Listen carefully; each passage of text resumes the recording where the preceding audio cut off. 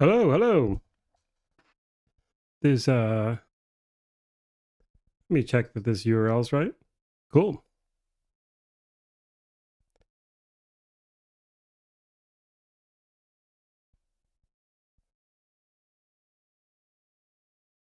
Okay.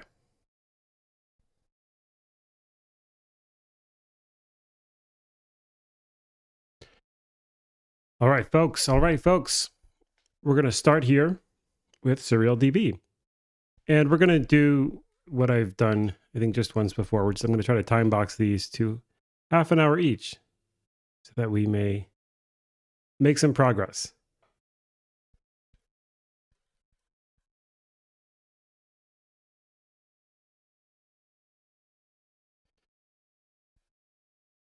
Hello. And welcome to Answer Everywhere. We're taking a look at the source code for Surreal DB. On this show, we read source code. And Surreal DB is a database. I think it's a Rust database. Yeah. And unfortunately for us, it is this business license. What's it called? The business source license. So this is the last of these business source license repos I'm going to do on this show. They're not technically open source, and I want to focus on open source stuff. And that's how it is, man. This is how it is. So this is a database that bills itself as a like a multimodal database or a multi what's the word? What do they call it?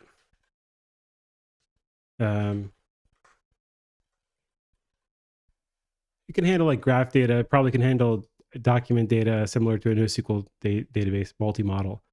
I don't know how it works under the hood. I think that these days, most people are switching to a SQL-like model. I think Postgres is kind of heading in that direction. There was for a while this trend toward NoSQL, and I think that NoSQL has essentially been incorporated into the SQL-style databases that give you ACID guarantees. And so that's the trend. And for we've looked at some graph databases before. We looked at Neo4j. We looked at a couple of others. I'll throw them in the show notes. And the trend there is that oftentimes it's easier to just use a traditional database like Postgres instead of a specialized graph database. Postgres, for example, can handle a lot of the graph workflows, not all of them, but enough where if you need to move to a graph database, typically that's something that you can wait until you have known problems. And so I'm guessing that that's more or less the sort of thing that Surreal DB is doing as well. It describes itself as a scalable, distributed, collaborative document graph database for the real-time web. So we have SQL and NoSQL and database as a service. I think that since they're targeting database as a service, that's why they have this non-open source license. And so let's plow in. We'll start the 30-minute timer just to give us a sense of how quickly we're moving along. And this is Rust, so I don't really know Rust. I've never met Rust before, or I met him once. No, just kidding. All right, hello. Hello, No Good Nicks. That's kind of a funny name. Where did my pop-out chat go? Here we are. Hello. Okay, we're going to keep this off. Well, are we? Keep it over here for now. Okay, so with limited time, I'm guessing image is not important. Probably lib and package and source. I don't know what the Rust convention is, but most likely the real code is going to be in one of these. Lib might be third-party stuff. So we have fuzz. Fuzzing is good. Examples and benches are good. And then we have source. And we have API.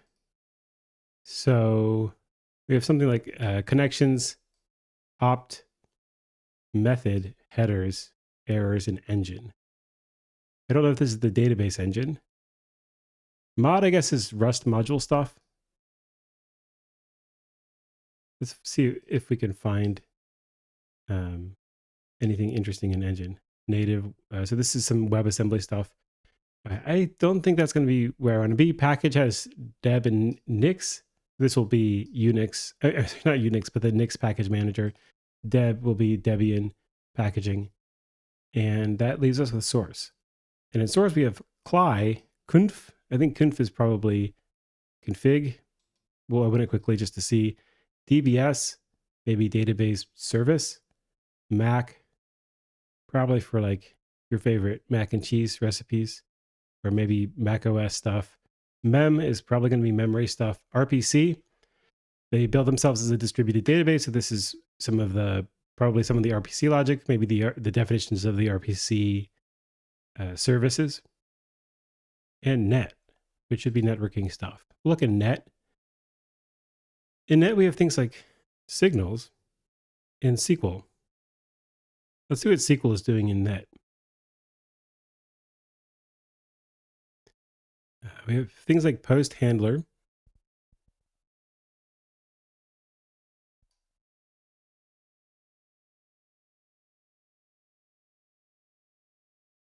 We have things like post handler, handle socket. So this is, I guess, like for handling SQL network requests. So that's not the most coolest. For us, I'm going to try to see if I can find some information about the closer to the metal. Then RPC, we have connection, failure, format, post context, and response. I guess these are Rust files as opposed to being some IPC language. So we are impl responsing.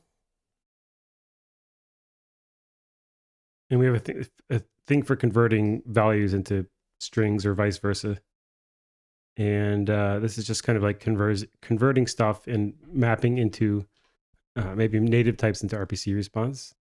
Here's the post context. I don't know what post means. Maybe after context. Maybe something about like comments and posts. And we have a B tree map, which should be some map that has a B tree as the underlying construct. And we have this RPC context. Maybe post means post in the sense of the HTTP verb. I don't know. So we have this authenticate. Let's see what authenticate is doing. Params needs one. We're going to Surreal DB IAM verify. So we have some IAM. And let's see if we can find where that's defined. Is source/IAM. So this is going to be identity stuff. We have some policy stuff. And it seems like they're kind of like rolling this on their own. That's stuff like I think Postgres and MySQL also have their own authentication stuff. You can imagine if you were using RPC, relying on the RPC layer to handle authentication and authorization, but it seems like that's not what they're doing. And mem just has nothing. We've got this mod. Oh, well, I guess in the mod.rs file, you can have stuff, and this stuff includes some allocators, including gem allocator and mim allocator. I don't know if gemalloc is a thing. Gemalloc is an allocator in C. Okay. Then Mac has what? Basically nothing. Something about B tree map. Some macro. I guess Mac is macro, and we have some sort of macro for putting stuff in a collection, it looks like. And then in DBS, we have almost nothing. Okay. So we have some startup commands. Maybe this is for, I guess DBS is maybe the stuff for the service. This is possibly setting up the RPC service. I see some IP addresses and stuff in there. I think this is service related. CNF, I'm going to guess is config. Yeah, okay, so this is command line stuff. We have this ASCII art. And how about we see if there's an optimizer? Optimized aggregate. Oh, here we go. Source/SQL. I missed core. Okay, so let's go back and make sure that we take a look at core.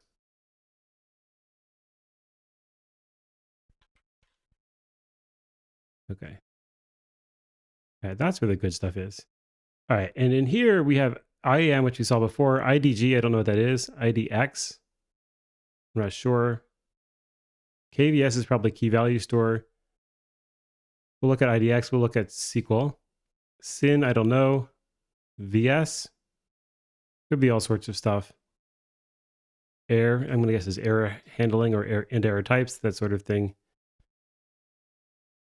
And what do we have? So in SQL, we have things like statements, value, access, and things like arrays, blocks, conditionals. So this looks like it's modeling out the SQL. After we parse SQL, we give it some structure. So we have some expression, the ability to explain, filter, geometry. I'm guessing maybe the geometry of like panel data, like what do people call it? Kind of like tensory data, multi-dimensional matrices, that sort of thing. IDX has planner and trees and foot. Whatever foot is, I don't know. But this might be my favorite folder so far.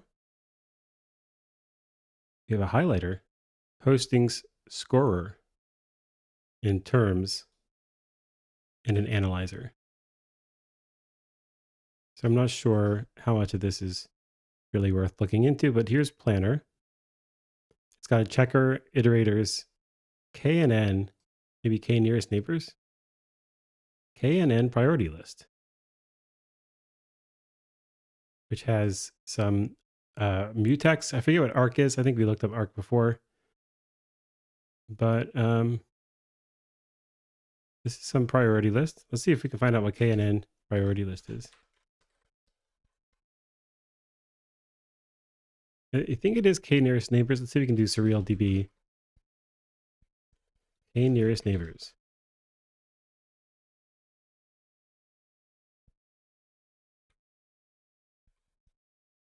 Performs a K nearest neighbors search to a specified number of records closest to a given data point, optionally using a defined distance metric. So this would use some distance metric. Maybe this is for having like a vector style DB of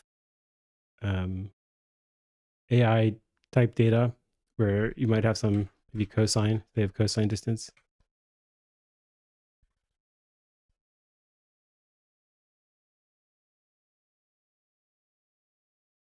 These look like different distances. So we have distance kind. Yeah, there we go. Chebyshev distance, cosine distance, Euclidean, Hamming, Jacquard. These are different distances. Many of them are discrete. Jacquard, Manhattan, Minkowski, Pearson. I'm not sure what Pearson is. Maybe some probabilistic distance.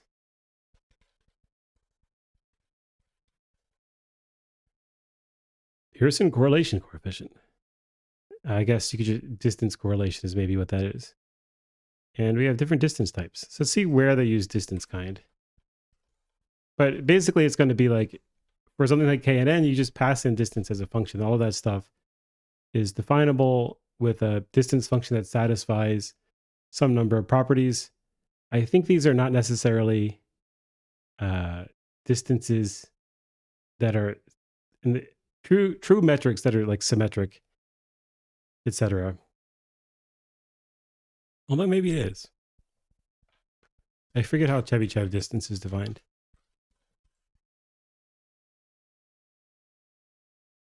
Oh, see, it's just L infinity. It's a metric defined on a real coordinate space where the distance between 2 points is the greatest of their differences along any coordinate dimension. Okay. And so these might all be symmetric, actually. And we have these distance. I think I was going to do a search for where it's used. So we do some parser and we parse the tokens. I'm guessing one of the things that you can pass in when you do a query is you can tell it maybe what kind of distance you want to do. There's some convert distance thing, I guess, to try to convert from one distance to another. And it shows up in keywords. Maybe we'll look at parts. Convert distance. Okay, so I guess we're maybe like converting from one internal type to an external type, or maybe just between two internal types. But we're going to take distance kind Chebyshev, for example, and I guess convert it to distance Chebyshev. And for Minkowski, we do extra work. We look at the next token value. That is equal to we set distance to that, and we, I guess, are populating or returning distance Minkowski of distance. I guess Minkowski is parameterized in some way. I don't know if it's the same as the Minkowski metric where you get to pick the number of signs. Order P. So it's okay, so this is just, we're summing up the absolute value distance of each coordinate and then to the pth power. So I guess this is parameterized by P. And so that's one of the things they do. That's pretty interesting. Let's see what else we see. So here's the analyzer mod. What else is in analyzer? Nothing. Also, what is IDX and what is foot? I don't think we found out what foot is. We have a scorer and offsets and BM25 scorer. I don't know what BM25 is. Okapi BM25 in information retrieval. Okapi BM25 is a ranking function used by search engines to estimate the relevance of documents to a given search query. Okay.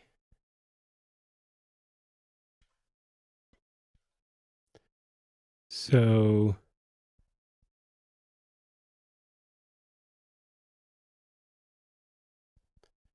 okay. So I don't know. I still don't know what FT is, but this is some score, and you pass in a term frequency, the document count, and the document length. This looks a little bit like TF-IDF. You also have postings. What's a posting? A posting has indexes. So I guess IDX is index. And posting has has index scores, multiple index scores, a state key, an index key database, or rather index key base, a B tree, which I'm going to guess is mainly where they store data, the real data, and then a B tree store. And they're both parameterized by try keys. And then postings you can create a new one, and you can get its B tree store. You can update a posting, etc. I don't know if a posting is maybe like a document.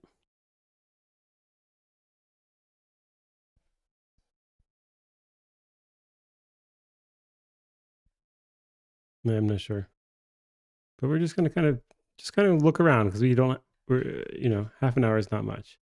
Here's this is more index stuff. Let's see what else we can find. Error. Here's index trees, and here we have B. So like I guess like every other database, B tree is the probably the main underlying thing. We saw KNN. We have M tree. I'm not sure what an M tree is. Maybe it's just generalization of a B tree. And we have just like indexes and search context, etc.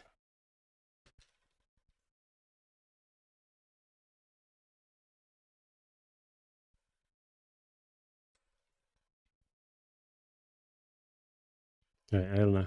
I thought maybe the internet would tell me what an M tree is, but we've seen some of this stuff in other databases.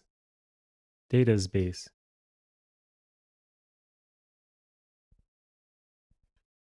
And I think we saw some stuff that referenced planners. Here's the planner. So the query planner is going to take some options. Options, I guess, with options and conned options. And it's got some hash map of executors, whether we require distinct, some fallbacks. I don't know what these are. Maybe these are like defaults. An iteration workflow and an iteration index. that's, I guess, like the constructor in Rust. I'm not sure. You can add iterables. These are maybe things that you're going to have to search through. And it takes maybe a stack. I don't know what STK is, but also context, a table, and some iterator stuff. And then we have next iteration stage, which is we're going to call fetch add on the iteration index. I'm not sure what that does, but we're going to pass in the relaxed ordering and get some POS position. And we're going to ask the iteration workflow to get, I guess, the thing as the position, casting it as a U size. And if we get some stage that says that we need to build k nearest neighbors, then we're going to call this brute force KNN results. Otherwise, I guess if we don't get this k nearest neighbor thing, then we just return whatever IS is. Or rather, we set IS to IS cloned, I guess. Or no, I guess this is matching whatever. This is like the fall through case, I guess, of the matching thing, and we're just cloning whatever we get back, I suppose, from the iteration workflow thing. And that's really it. It seems like planning is kind of mainly focused on k nearest neighbors, or maybe just k nearest neighbors is sufficiently different that that it requires its own case that it stands out. Let's see if there's anything in plan. We have a plan builder, and this will do things like, do we have an index? And we have a list of expressions that are not ranges, backed by an index that are not ranges. So these can't be ranges, and they're non-range things, I guess, that have indices. And we keep a list of indexes involved in the plan. And then we group each possible optimization into a local to a subquery. So I guess we're mapping group ref, some reference to a group. We're mapping it. I guess we're mapping just references to the things they are referring to, I suppose. The order matters because we want the plan to be consistent across repeated queries. And then you have this all in group things. Does a group contain only and relations?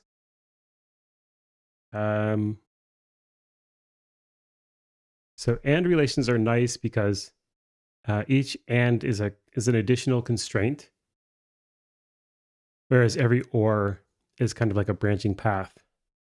So I guess what is this, like conjunctive? This is like spiritually like conjunctive normal form.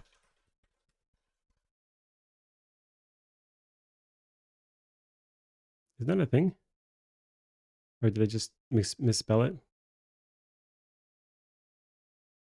A logical formula is considered to be in CNF if it is a conjunction of one or more disjunctions of one or more literals.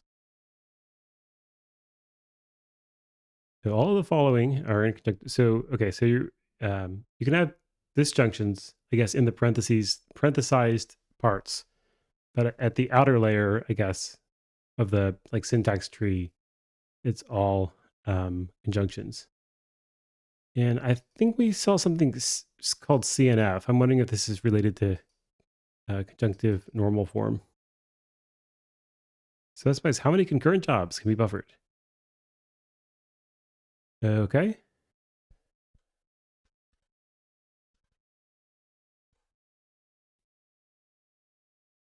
I don't know. It might be config. What if we search for normal form? We have normal.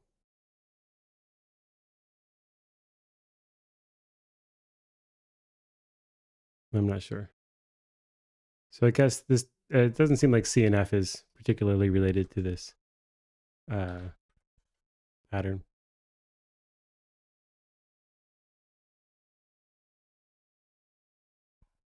Right, I think we're probably close to half an hour. Let's just see where we are.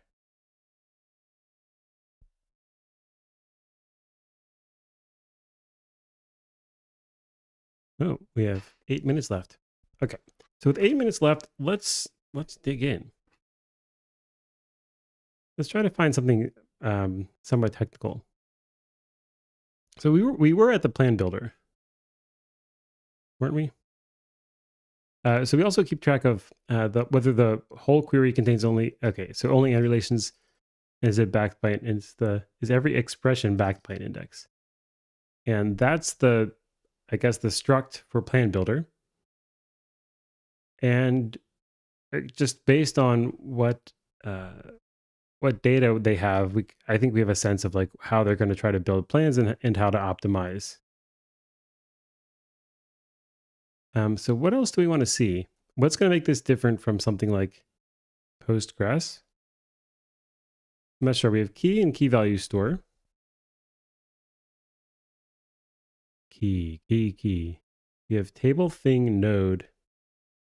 I guess we should be able to find some graphy stuff, and indeed here is graph.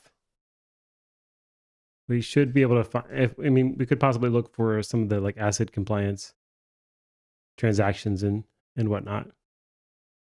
So Surreal KV, it shares some of the branding with the database, so maybe that's important. So here's a transaction for Surreal KV. Is the transaction complete? Is the transaction writable? Should we check unhandled transactions, the underlying data store transaction? So that's stuff that that's needed for the transaction. Here's implement drop for transaction. So I guess when you call drop, maybe as the SQL function, we'll check to see if we're panicking. I guess we'll continue panicking, and then we'll handle the behavior. And we'll match self check. And maybe this is like if the transaction is dropped. So let's not look at that. That's not so fun. And we have a data store, which opens a new database. Here's the implementation of transaction. Is closed. You can commit it. What happens when you commit? If the transaction is already closed or is read-only, return an error. Okay, so we can't do those on a closed or read-only transaction. But if you do successfully commit the transaction, we will mark the transaction as done and commit it by calling self.inner commit. What is inner? Inner is the inner underlying transaction. So this is really just a wrapper around this TX type, which is defined in this file, right? Okay, at any rate, that's some key value store. I feel like I didn't get a sense of like what is the underlying store.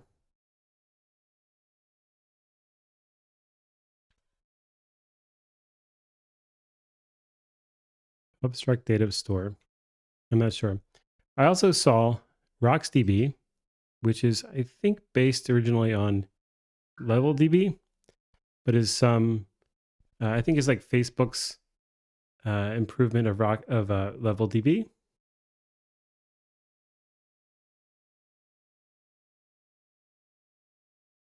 And yeah, it's like a key value store type thing. Certify that this is true. A high performance embedded database for key value data. It is a fork of Google's Level DB, optimized to exploit multi-core processors. You shouldn't exploit your processors. It's a crime. Developer Meta Platforms. Was Facebook Inc. Okay. So it's Meta wanted to fork Level DB. And so that's a key value store. I think spiritually similar to Berkeley DB, which we've seen in several places, including in the Satoshi Bitcoin code. So let's take a look at graph, which I opened up somewhere. Here's table. Do we care about table? FD. This is going to tell us something about what. So IX must be index. LQ. I don't know. We'll go to graph. A thing. I do kind of want to know what a thing is. A thing looks like it's basically a bunch of bits and the old bytes. And then a graph is what? Well, we have more bits and bytes. I don't know what NS, DB, TB, and ID are. ID is maybe ID as an identifier. DB is maybe database. NS is maybe namespace. TB is maybe table. We can create a new one. We're doing kind of like the telegraphic speech version of variable naming. And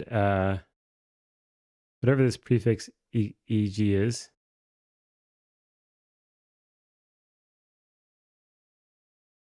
And what can we do with it?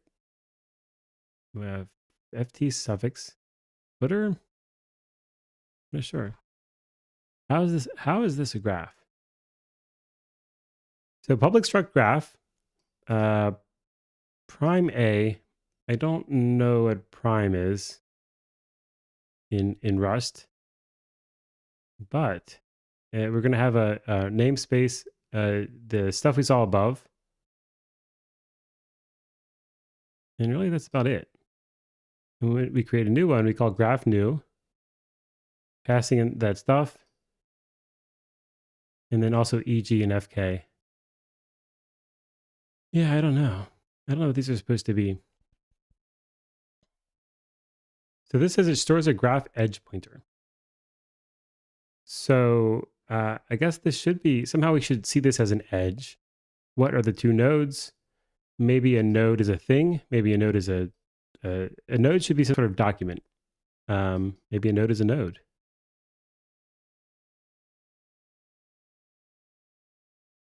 Maybe LQ has something interesting to say.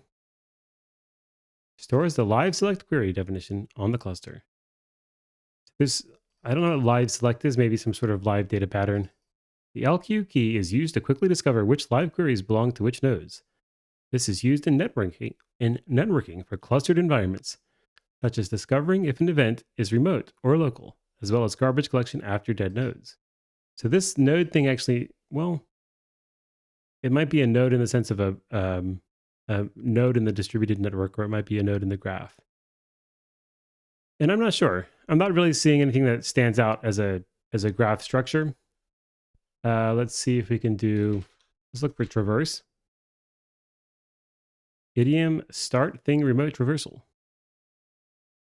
I don't know what idiom is. Here's some, in fetch, we have some graph traversal expression thing. If you match part graph, then we'll let statement, let SDMB select statement and of what? I guess we're going to pass in the expressions, the fields and the values. And the conditions, we're just going to clone the conditions, I guess, that were passed in. And then we're going to call, on the statement, I suppose, we're going to compute passing the stack. I'm guessing SDK is the stack, the context, the options, and we're going to await. And then get all the things, I guess, and then flatten them. But what's actually traversing? I don't know.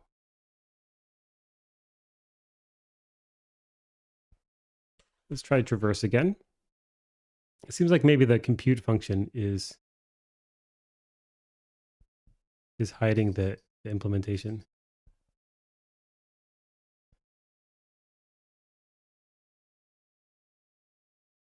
We have the traversal in the tree.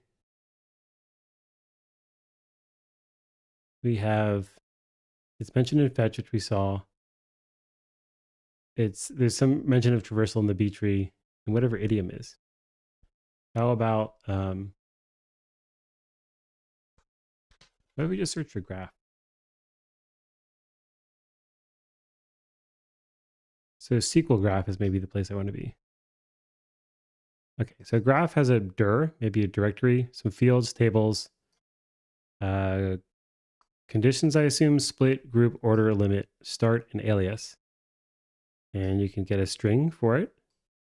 There's some display, this is some display implementation. And I'm not sure. Should we look up idiom? Well, here's algorithm. Algorithm should be fun. I don't know what these are, so let's see if we can find one of these algorithms. HS512.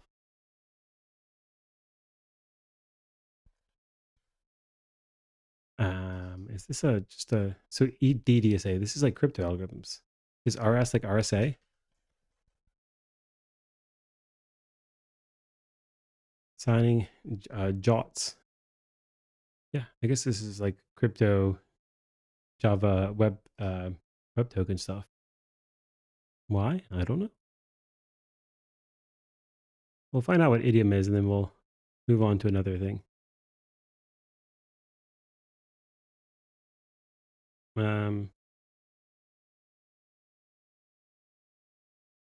don't know. Surreal DB idiom.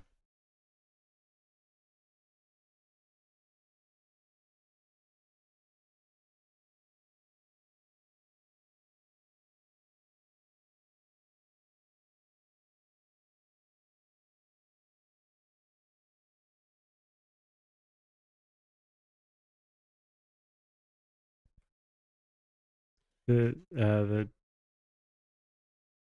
documentation doesn't seem to to tell us anything. Idioms in Surreal DB. Yeah, I don't know. I'm not sure Surreal DB.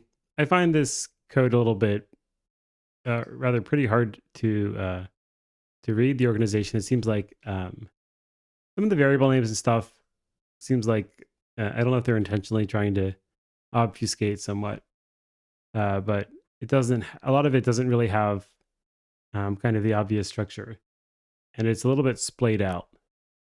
That could be an advantage. I guess it feels maybe a little bit like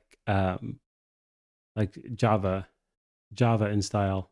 I wonder if some of the Surreal DB are originally Java developers, but we may never know. At any rate, I'm going to move on.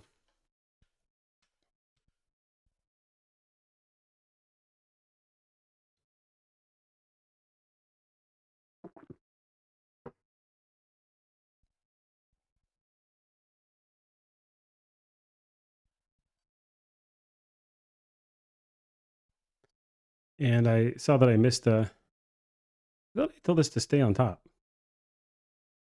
I guess it lost its command there. Is this an in-mem-DB? I think Surreal DB is going to write to disk, but maybe we can find out. I think like most DBs these days are largely going to be in memory in the sense that they're going to write to disk, but you need to have a lot of memory. And memory is just so much faster. That's just typically cheaper to be able to fit all this stuff in RAM. It looks like it will write to disk, run on a single node on disk server. This has a RocksDB database, which persists data to the file system. Yeah. Okay. So the default logging level is info, resulting in any informational logs to be output to the standard output. Okay, so that's using RocksDB as the on disk format, and then I suppose you can also do a lot of your computing with in memory. Okay, so now we're going to move on to Serenity OS.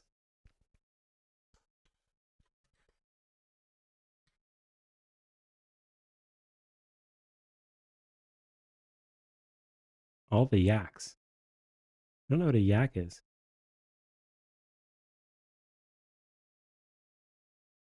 Okay, so this is something about yak shaving. Maybe this is like, these are like, it's like a documentation of decisions or something along those lines.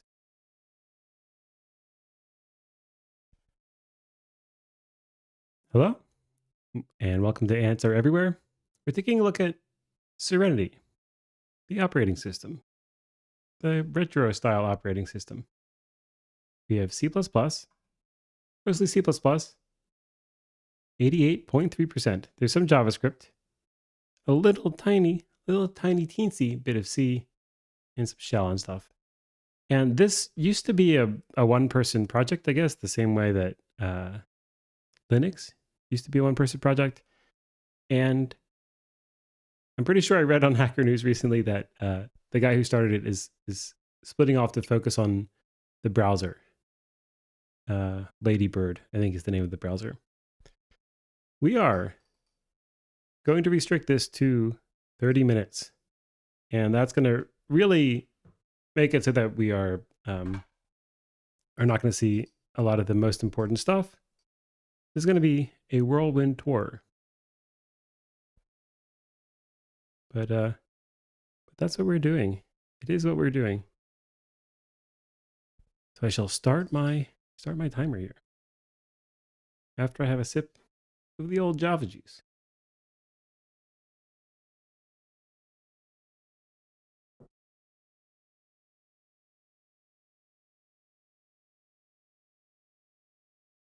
Okay, so this is an operating system. So we have a kernel and we have userland and we have Ladybird. And Ladybird is on the same conceptual level as the kernel and the userland.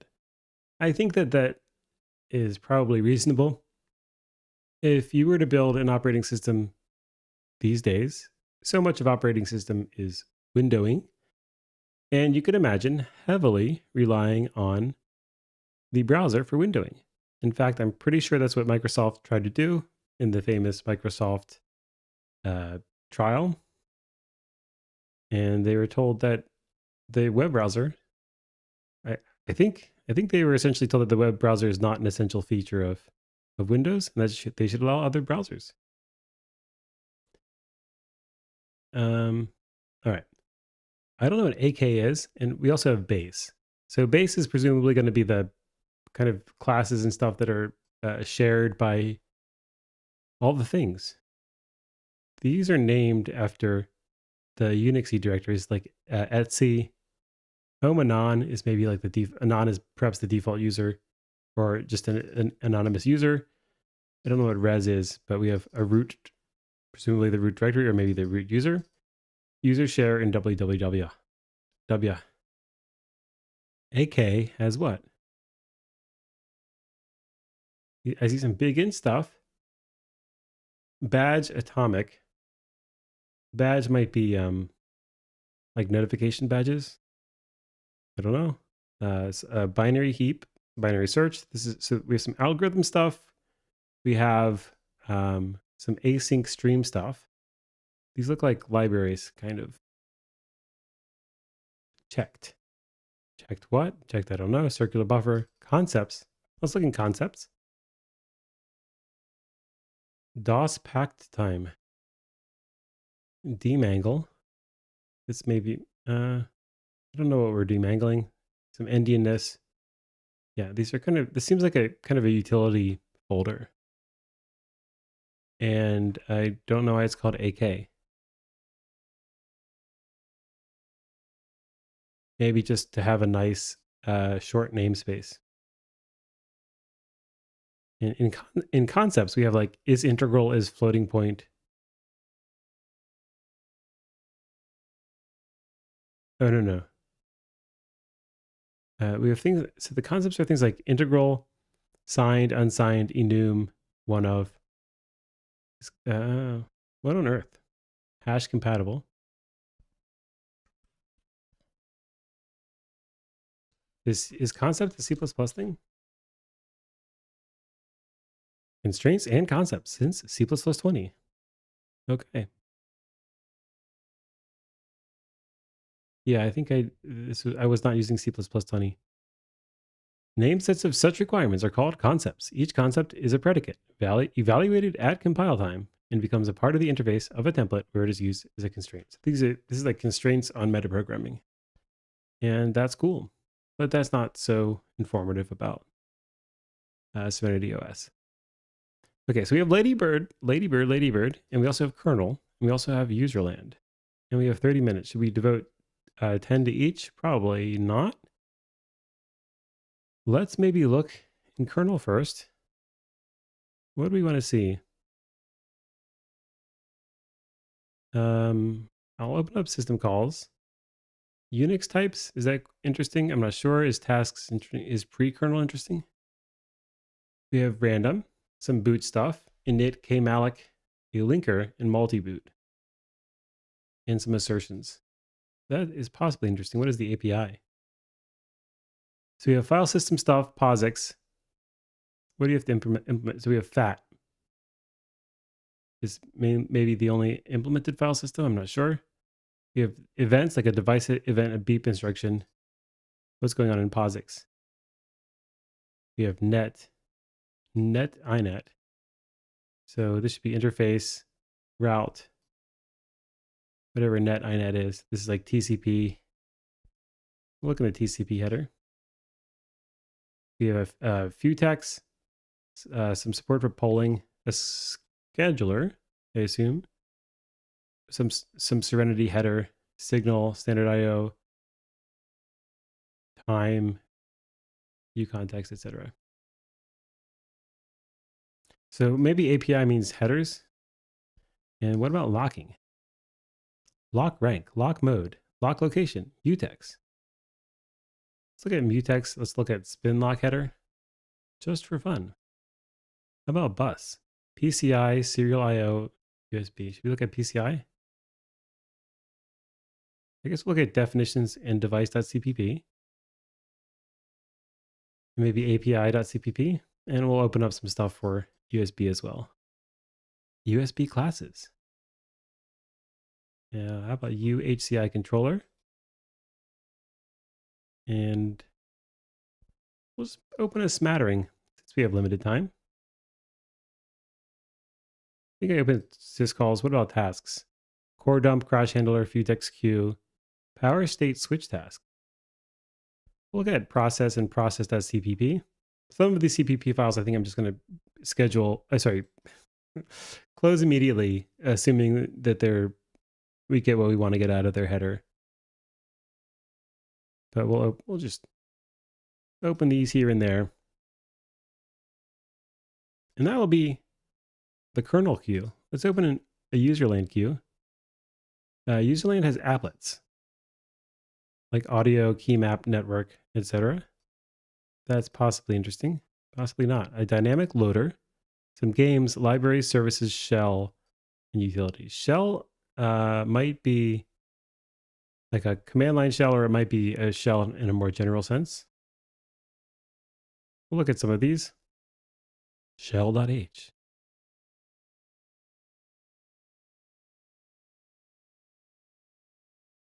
Maybe we'll look at libraries. libc, libarchive, libcpp, libgpu. I guess I want to see libc. Why not? ARPA, net.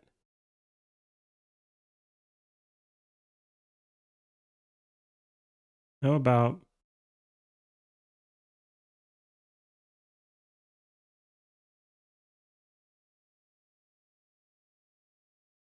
what do I want to see in libc? Yeah, sure. We'll look at semaphore.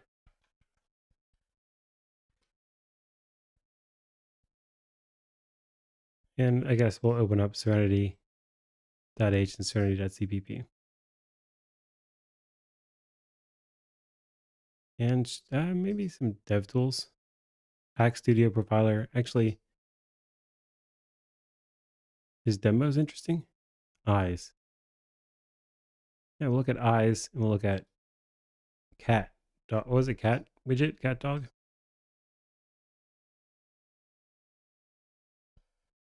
Cool. So that'll be our userland queue. And then I guess we might as well open a Ladybird queue. Although we're not going to get to all of the stuff, obviously. So we have web workers, web drivers, request server, Qt, image decoder, icons, app kit, UI system.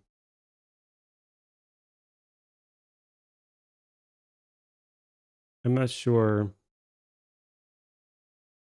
where the hard work of the browser is being done.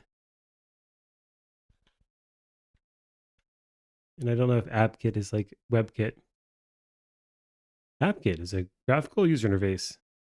Initially served as a UI framework for next step. All right. So back to Ladybird, we have web content, web driver, web worker, CMake, and a bunch of other stuff. Let's move to some other repo.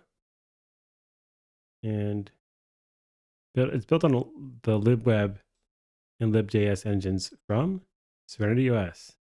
And it has a cross-platform GUI and Qt 6. And the app kit is for the Mac specific GUI.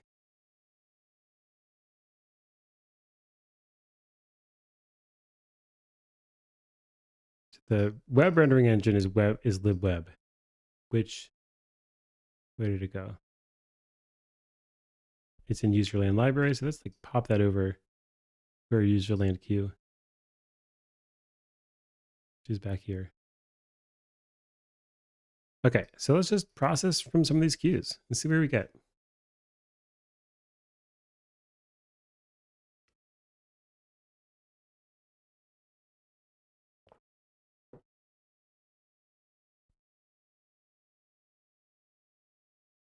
Here's TCP. In POSIX netnet. So this may call out some other TCP file, and we get nothing. It's literally nothing. We're just setting TCP no delay and max seg. And that's all. That's all there is. Well, that's a letdown.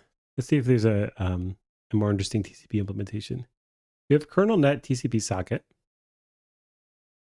Let's look in kernelnet TCP.h. TCP in all caps. And this is C++. So we've looked at the TCP implementation in Linux. And Linux, I think, was all in C, like pre-C++ C. But this is at least an operating system in more modern C++. So there's some TCP flags, like fin, sin, ACK, etc. Those are defined in the standard. The option kind, SAC permitted, SAC timestamped, and etc. GNU packed. I guess this is maybe some GCC directive. And we have a TCP option, which has the option kind and the length. Yeah. Oh, this is the header. This is still a header, not a CPP file. Here's a TCP packet, again with GNU packed. And we have this should be just all the packet information. The header size, the source port, the destination port, sequence number, etc. The packet is really just essentially a C struct. I guess maybe that's what packed is for. They like pack it into as efficiently as possible, I assume. And then we have some callback template. For each option, passing the callback. And we get the next option by taking this. I'm not sure what this is. I think it's the packet.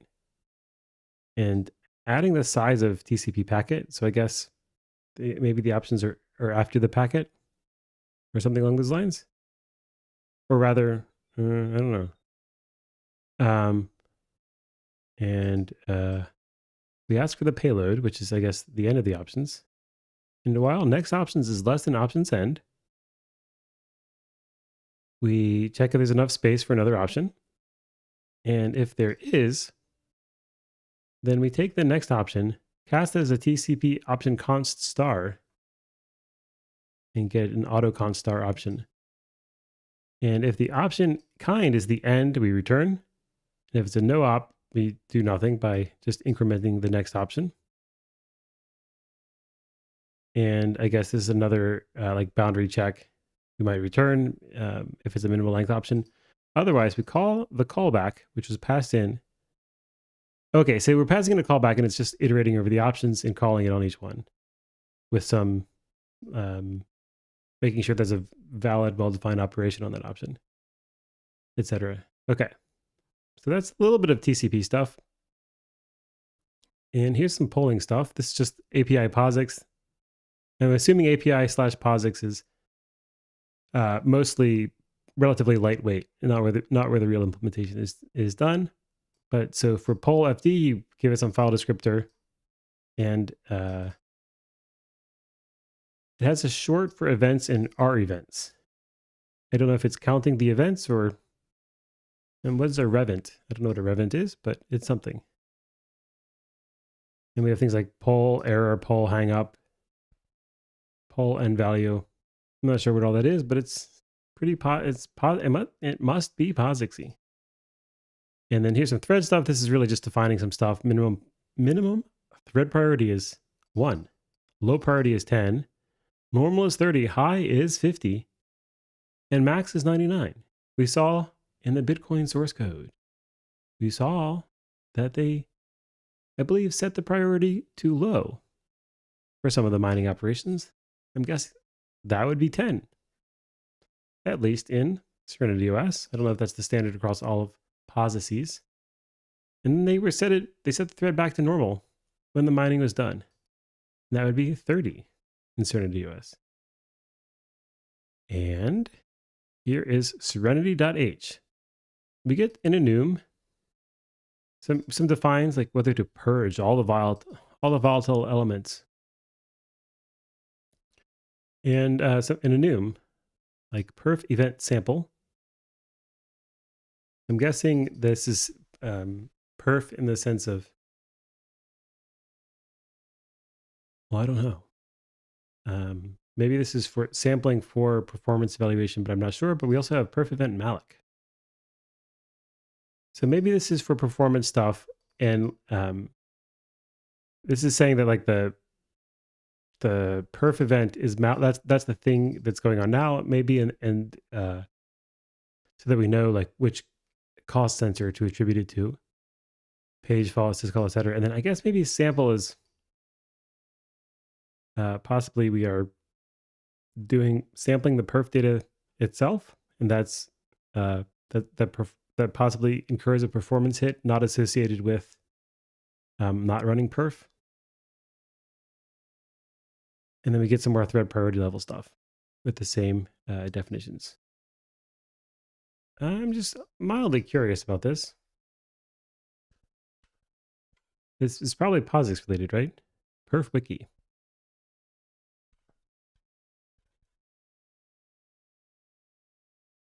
Yeah, I think that's probably more or less what it's up to. Here's mutex.cpp. This is in kernel/locking, and we're looking at a CPP file rather than its header. And we have what? Void mutex lock. So in C++, this means this is like the class is mutex, right? That's how C++ works. Yeah. Okay. I wanted to make sure I didn't see a class definition. All right. So the class is mutex, and you can call .lock on the class if you want to. And you give it a mode and lock location with this maybe unused annotation. This may be one of the C++20 things, and I'm guessing this is just to prevent warning you from not using the location. And it's going to lock some stuff. Well, we have this verify thing, processor current in IQ. Note, this may be called from an interrupt handler, not an IRQ handler, and also from within critical sections. So we verify, I guess, that we're not in IRQ. And then we are checking if we're in critical debug. And we're checking that we are not in, the mode is not unlocked mode. And then assuming all of those checks pass, then we will get the current thread and a spin locker. We're taking mlock, which is what? Maybe m. I think m might just be a prefix that means that it's like a local variable.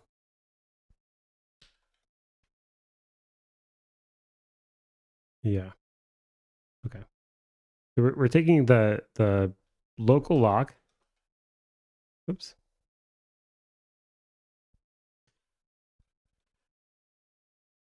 And passing it to lock, which I guess is going to give us a spin lock locker. We'll say did block is false. set the current mode to whatever M mode is. And based on what the current mode is, we'll do a switch, the old switcherini. And if we're currently unlocked, then presumably we're going to lock it with some debug stuff, verify some stuff. And if we are, so mode is what we passed in as opposed to current mode, which is the state of the universe. So mode is what's being requested. And so if we requested exclusive mode, then we're going to bitcast the current thread uint pointer t. I'm not sure. I don't think this has anything. I'm not sure why we're doing that, but I guess this is going to give us an M holder. And what is M holder? M holder, I guess, is a class variable. And we're gonna, that's some reference to the current thread. That is bit E. And otherwise, if we're not, so I guess we're just saying that, forget the bit stuff. We've been asked to have an exclusive lock, so we're just keeping track of which thread has it locked. Otherwise, we should be in shared mode. And so we're just going to increment the number of shared holders and add them somewhere. I guess add them to a map. We're going to map the current thread to 1. Why 1? Because I think we were unlocked originally. And then so down below, there should be some other code that says if we are currently in a shared lock, we're going to increment this. So in fact, let's see if we can find that code. Case mode shared. And if we're being asked for, if we are in mode shared and we are asked for mode shared, then we're going to verify some stuff.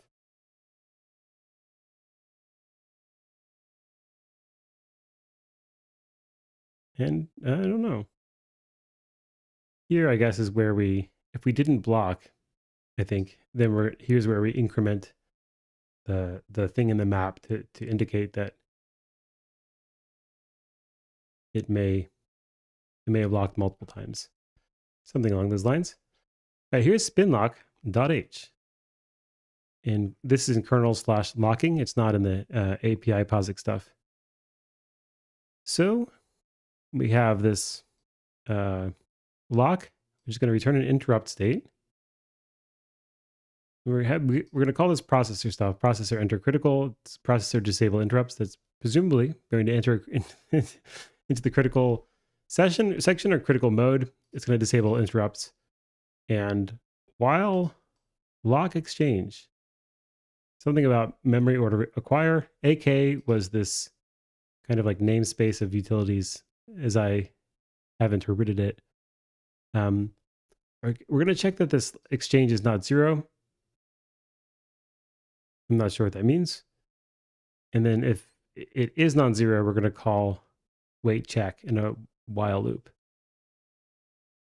And then whatever that's doing, that's, I guess, checking some sort of sanity checking condition, I think, probably. And then we're going to call track lock acquire on M rank. I don't know what the rank is. And then we're going to return the previous interrupt state, which is the state of the processor before we disable interrupts. But we don't re-enable interrupts. And then when we call unlock, we verify that it is locked. We track the lock release. We store some stuff in 0 memory order release. And then we leave the critical section and we restore interrupt state. And then when we initialize, we call mlock store 0, aka memory order relaxed. Okay, so relaxed, yeah, I don't know. I don't know. I think this is maybe configuring memory order as opposed to telling the lock something about the external memory order, but I'm not sure. And we have a reverse spin lock, etc., etc. All right, let's just plow along. Here's bus PCI definitions. We have header type, which is a device or a bridge, header type 0 base register, latency timer, bar, secondary bus, etc. This is bus stuff. Open firmware address. How are we on time? We have 5 minutes left. I'm not sure. Not sure what to do. I guess we're gonna kind of plow. Let's get rid of this. Do we care about USB? Maybe. I'm just curious about I don't know much about the USB standard, to be honest.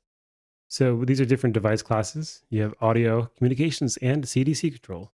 CDC, is that like manufacturing or the Center for Disease Controls? We have image, printer, mass storage, hub, billboard, audio video, diagnostic wireless controller, and vendor specific. And then we have this UHCI controller where you can initialize, stop, start, spawn, async, poll process, etc. Okay. Here's task process. I'm just gonna kind of go through this. I'm curious about scheduling.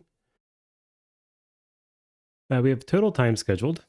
This is just keeping track of the total time scheduled. We have a scheduler, which has things like yield, pick next, timer tick, prepare for idle loop. Hi, Aiden. DQ runnable thread, dump scheduler state, add time schedule. It doesn't really tell me about what the scheduling algorithms are. So maybe that's in a separate file. I'm not sure. Maybe this scheduling algorithm is just kind of like built into this file.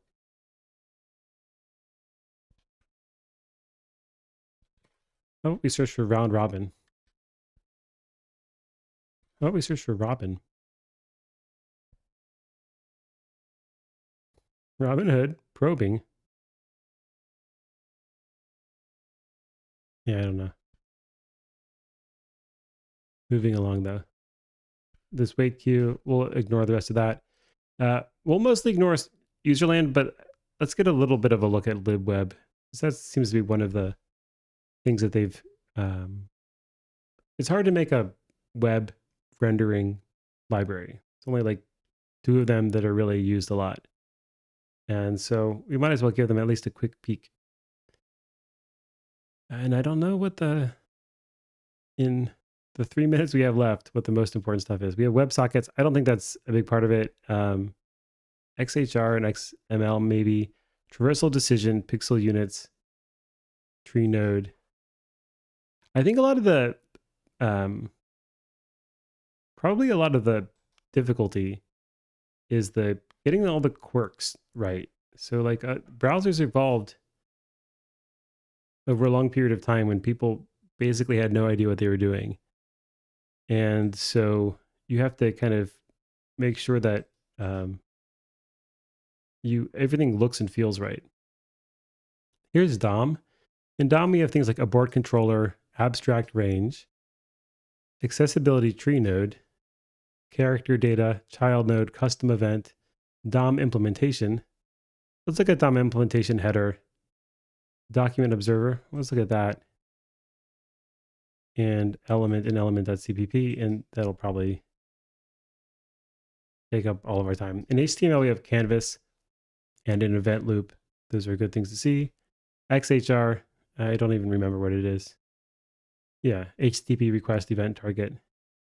Now let's look at one of those. And we have a traversal decision, which is just continue, skip children, and continue or break. Okay, so painting, we have affine command executor, border painting, border radii. So this is painting stuff. We've seen some 2D painting stuff, but really not a lot. We've seen more 3D graphic stuff than 2D painter stuff. XML I'll skip. CSS I'll skip. We'll look quickly at DOM implementation. And what do we have? Initialize visit edges. You pass in a JS realm. I guess that's like the JS root thing. I don't think they're using V8. They have maybe their own JavaScript thing. And we have a document. And really that's about it. Let's look in document observer.h. It's a platform object. And we have a web platform object and a JS declare allocator. And so things like document became inactive, document completely loaded. Inactive, I'm not sure when that's called. Maybe you put it, you've have highlighted another tab, so this is in the background, something like that. And then document completely loaded should be when all of the things load. And then we have some document observer stuff, and we have visit edges and finalize. I think I just opened the headers, right? Probably should have opened the CPP files, but we only have a few minutes left, so it is what it is. In Element, we have shadow root init. So I don't know what a shadow root is. Maybe this is like do they call that shadow DOM, where you have like a virtual DOM alongside it? Maybe it has something to do with that. We have scroll into view options. And this is just some W3C standard thing, I guess, related to CSS.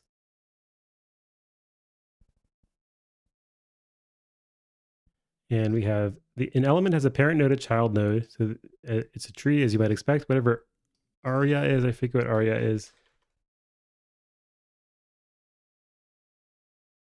Aria is accessibility. Yeah. So Aiden, that's a good question. Let me get through these files real quickly while it's in my RAM here, and then I'll take a look at your questions. So we have tag name, prefix, set prefix. So there's really not a lot I think, to get out of the header. Insert a JSON HTML, outer HTML, inner HTML. But I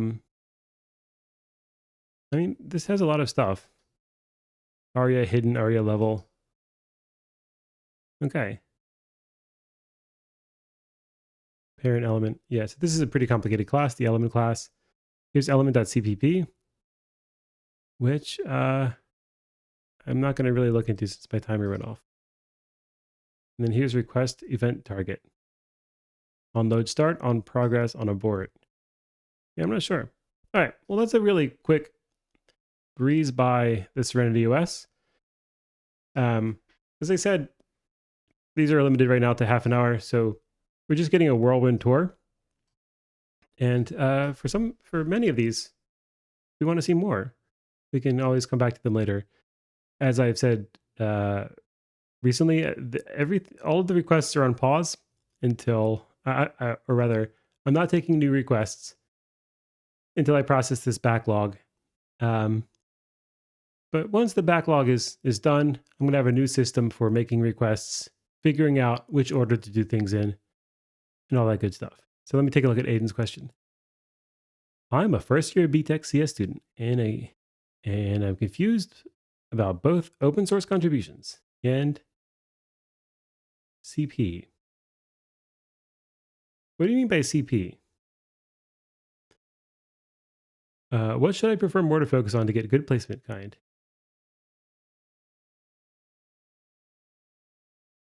Open source contributions and CP. A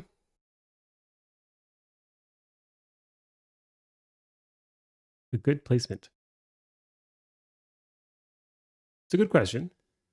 I don't know what CP is. Once you tell me what CP is, I'll be able to hand to competitive programming. I don't think you should focus on competitive programming. I think competitive programming is probably cool and it's probably fun, but I don't know that. I don't think they're going to weigh that very much in getting a job. What they will weigh more is some sort of demonstration that you know how to build things. And competitive programming is, because it's so time bound, you're focusing on smaller problems than you typically would be in like a large organization. And also, you're just trying to hammer it out. Just try to hammer it out so fast. And that's a different thing than most people are doing. That's different than the vast majority of people are doing in a place like Google or Meta, or I don't know if Snap is still around, or whatever place people are working at. You do need to do like programming exercises like leet code. I don't know if that's what you mean by competitive programming. I'm imagining competitive programming as the kind of CS equivalent of like math competitions, like the Putnam competition in math, where you have a team and you're like trying to get the fastest uh, bit manipulation algorithm for some specific problem. That said, if you like love competitive programming and you're like super passionate about it and you can't live without it, I think that sort of thing will shine through in an application, and they would probably find a place to put you where those sorts of like low level optimization skills are needed. But just in terms of playing the numbers game, like the typical student who had to choose between where to allocate their time, between those two, I would allocate it more toward open source contributions, I think. All right. So we're going to do one more, and that is libsodium.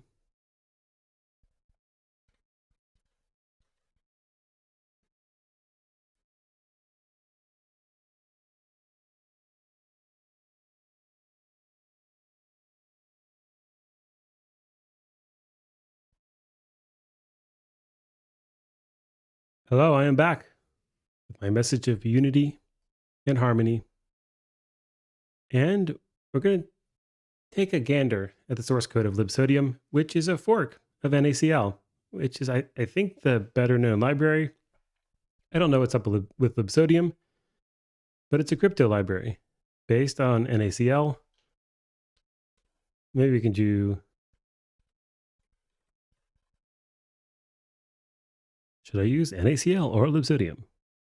Libsodium has everything that NaCl has. I think libsodium is used more. Maybe it is used more. Still relevant and maintained.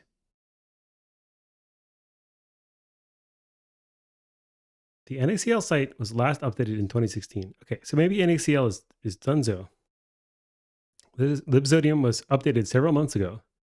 And for some reason, the implementation lib I'm using, recommended for Dart by libsodium, has recently decided to depreciate. I think they mean deprecate. To depreciate password hashing for undocumented reasons. All right, let's ask Gemini. I'm writing a super important cryptography app. Should I use NaCl or libsodium or some other library?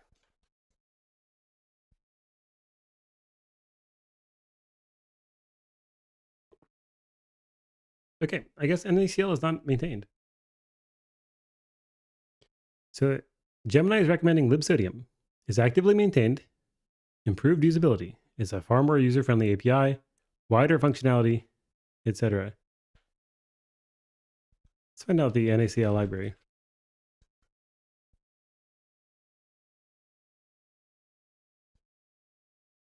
So this is Daniel Bernstein. Steen or Stein? Bernstein? Let's ask Gemini again.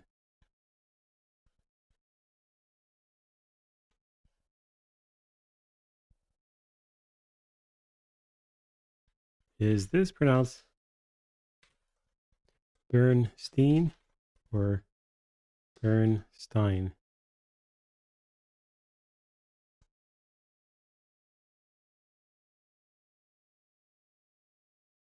It's a bit of a toss-up. Traditionally, Bernstein. Some, particularly those with a German background or familiar with the original language, might pronounce it Stein. If unsure, use Bernstein. Okay, I don't know. Sorry, Daniel J. I'm not sure. I don't remember what to call you. I hope I don't get it too wrong. So that's NaCl, and then the libsodium fork just seems like it's some dude's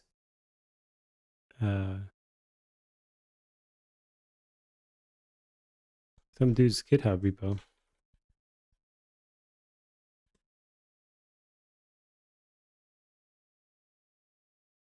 An API compatible fork of a reference NACL created in 2013. But the thing, so to me, the thing about NACL that's was, I think, Daniel Bernstein is a famous cryptographer. I don't know if he's famous as a programmer, but certainly as a mathematician and cryptographer who's well known. So that adds a little bit of authority to the library. And I don't know who the forker is. And that's one of the considerations when it comes to crypto libraries. Frank Dennis. I think this is the main libsodium thing, right?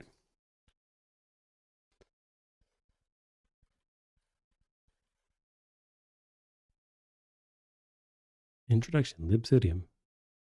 I know that this doc links to the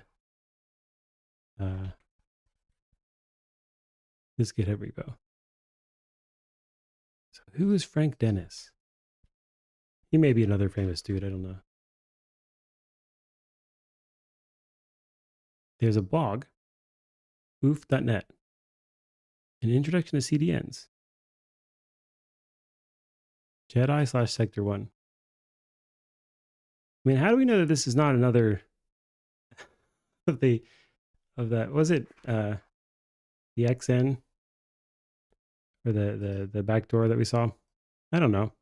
All right, so we'll assume this guy is not inserted a secret backdoor in libsodium, and let's check it out.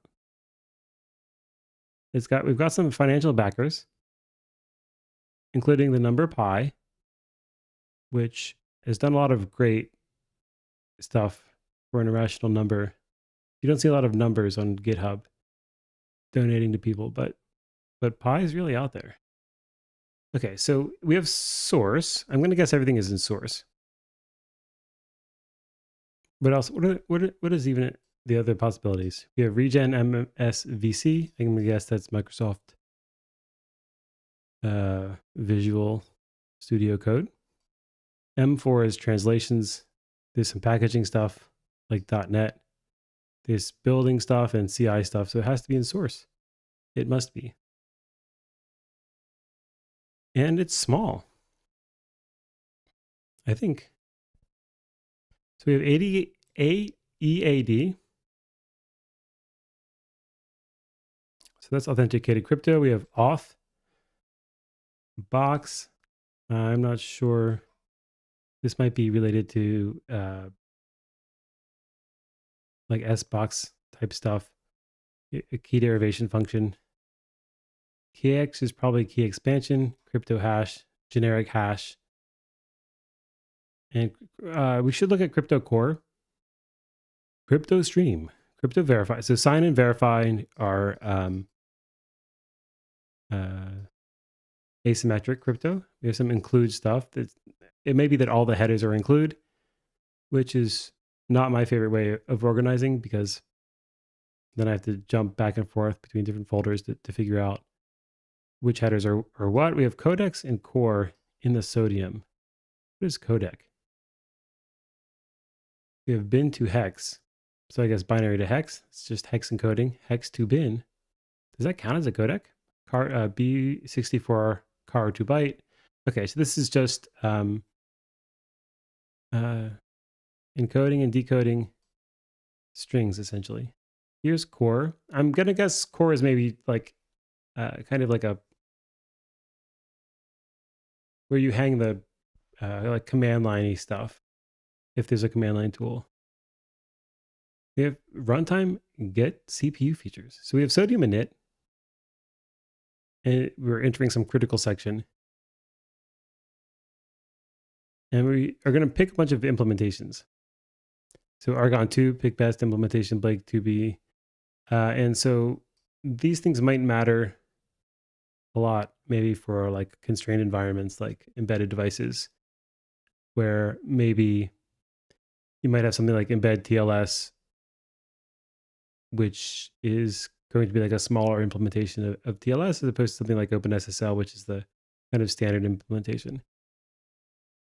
And here's the crit init thing to find.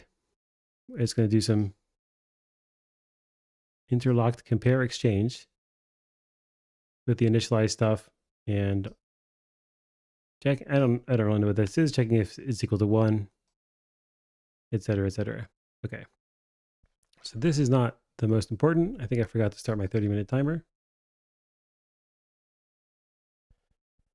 And let's march along.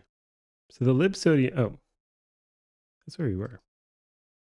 Okay. So auth has hmax SHA 256, hmax SHA 512, and a crypto auth file out here. Let's see what this crypto auth is about.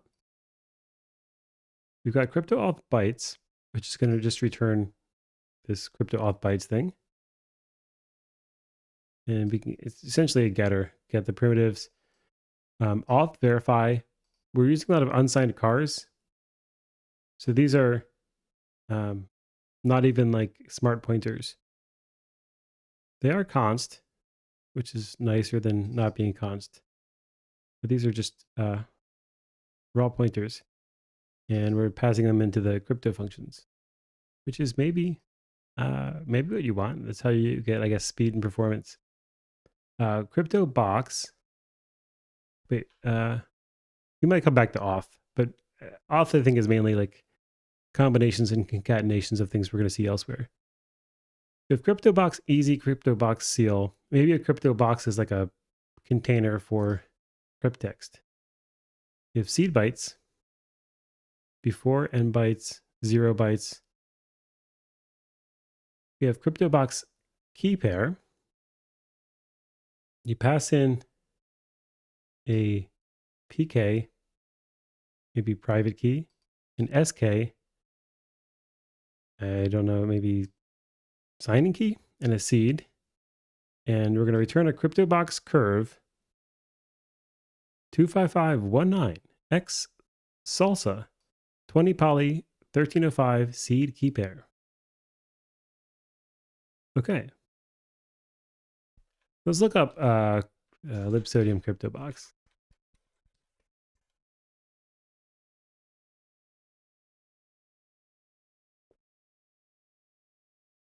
Sealed boxes. Sealed boxes are designed to anonymously send messages to a recipient given their public key. Okay, so here's how it's called. Recipient creates a long-term key pair. Okay, so SK is, I guess, secret bytes. PK is public bytes. So we create this this public key and the secret key, and we pass that to CryptoBox key pair.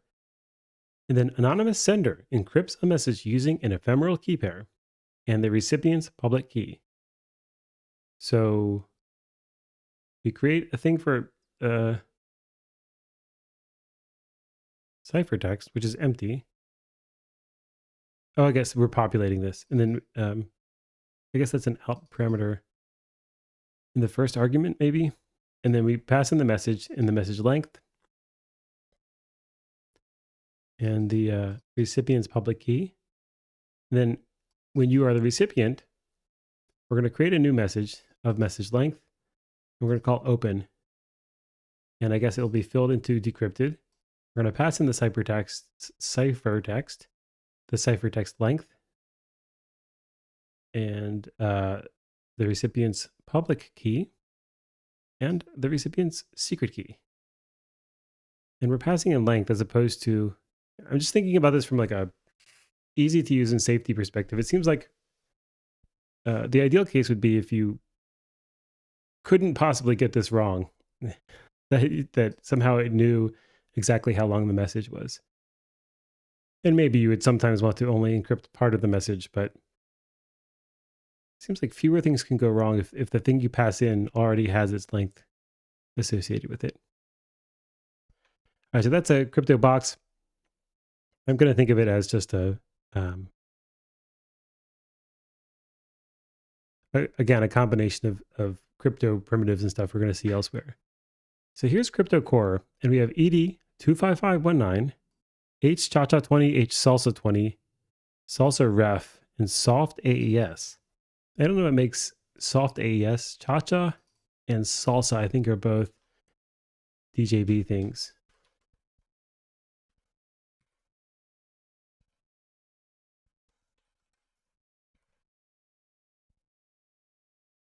DJB salsa is everywhere.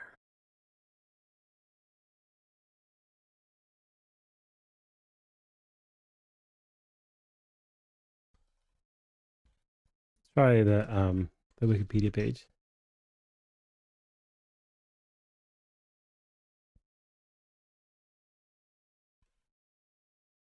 So he is known for salsa and cha-cha, salsa 20 and cha-cha 20. So salsa and cha-cha are stream ciphers.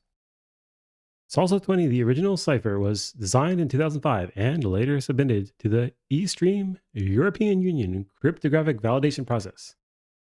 It's a modification. So cha-cha is a cha-cha is a modification of salsa 20 published in 2008. It uses a new round function that increases the diffusion and increases performance on some architectures. Okay, and here's the salsa stuff. Maybe we'll come back to this. And Aiden is saying, I learned basics of languages like C++, Python, and with that, I go to actual codes in GitHub, and I can't figure it out. What should I begin with? And move on to understand these real-world codes. It's a good question. A lot of times when you're at the beginning of your learning journey, one of the things that I like to say from it's from psychology, specifically the psychology of learning and education, is that what makes an expert isn't so much that they know more than everybody else, which oftentimes they do, but there's a real sense in which experts know what they don't know. So they somehow kind of like have a map of the land, and they know what their competencies are and what their competencies are not. And when you're just starting out, you not only have limited skills, but you also don't know like what all the skills you need are, or like what you're most weak in. And so that's a really difficult place to be in. And I think that's maybe a little bit what you're struggling with. And that's not just for computer science, that's really for anything you start anew in. That's why a lot of times you'll see successful people or even really smart people, they won't want to try new things, because when you try something like fundamentally new, then you're really bad at it for a pretty long time. And people often don't, people who are used to feeling competent don't like to feel like they're bad at something. So I think that what I have found personally is when you're not sure where to start, you kind of just have to realize that like the main problem you're facing is you don't know what you don't know yet. And when you don't know what you don't know, you're never going to find the perfect place to start. You're always going to waste some amount of time and go down the wrong direction. So I guess what I would suggest is to spend some time exploring, and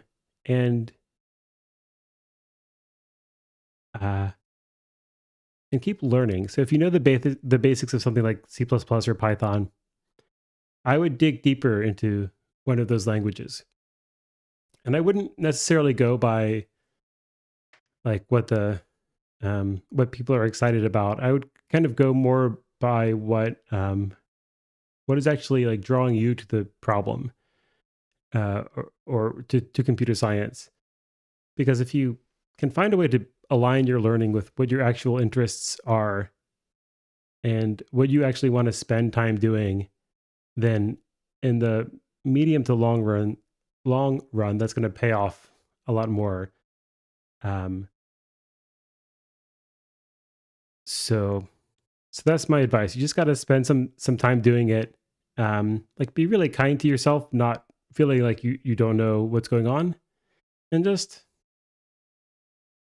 you know, just try to, get used to feeling like you have no idea what's going on, and like be comfortable being uncertain and disoriented, but also look for places where you feel like you're like finally understanding something. Um, because those are gonna you get kind of these islands where you can build up a scaffolding, and that it's really just about building that scaffolding up over time. But in order for that to make sense, you have to, have spent enough time exploring the stuff where you didn't have a real good foothold, if that makes sense.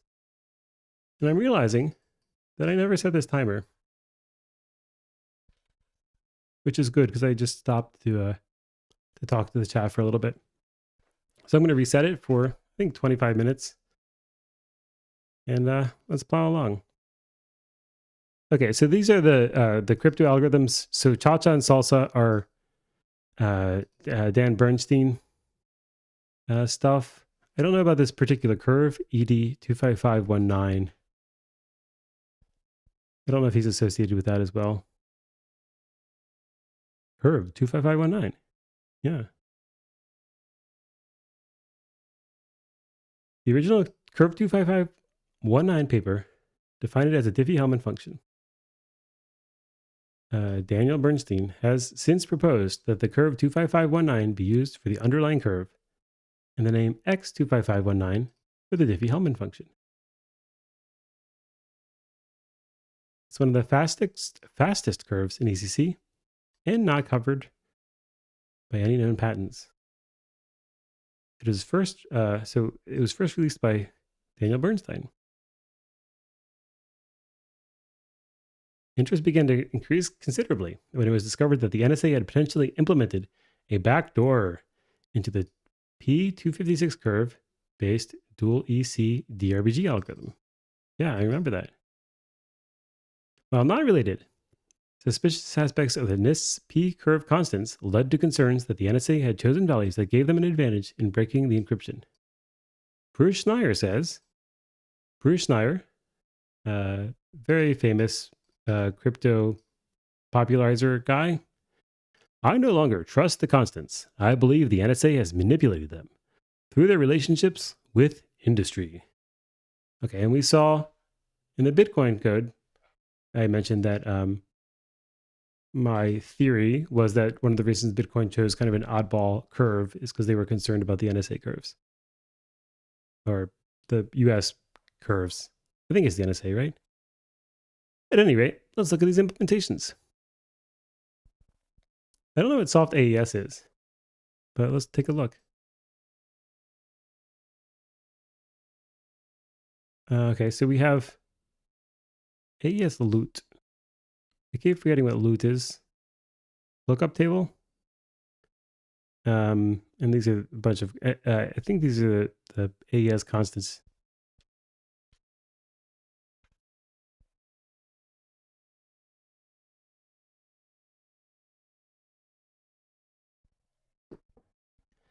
So here's the AES S box. 0, 0 is 63. That's what?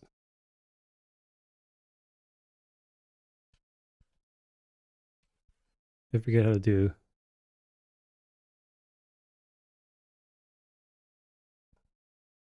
This doesn't seem to be 63. Yeah, I'm not sure what we're really looking up, but this is something. How many lines is this? 10 to 41. And how big is the S box? So 10, 11, 12, 13, 14, 15. Yeah, I don't know.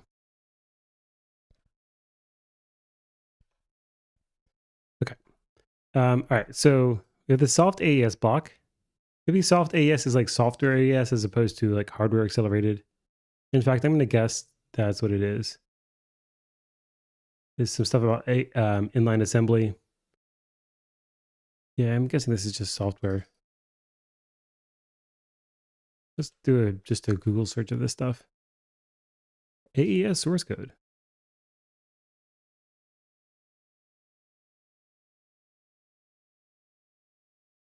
Okay, so here's the S box, and then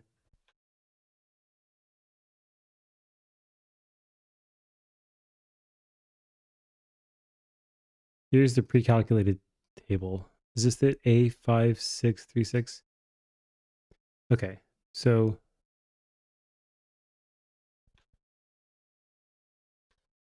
I don't know what the pre-calculated table is for.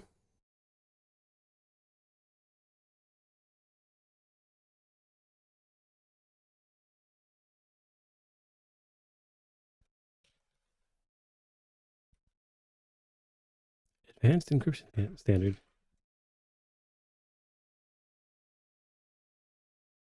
We have this SBox thing and a shift row step and a mixed column step and an add round key.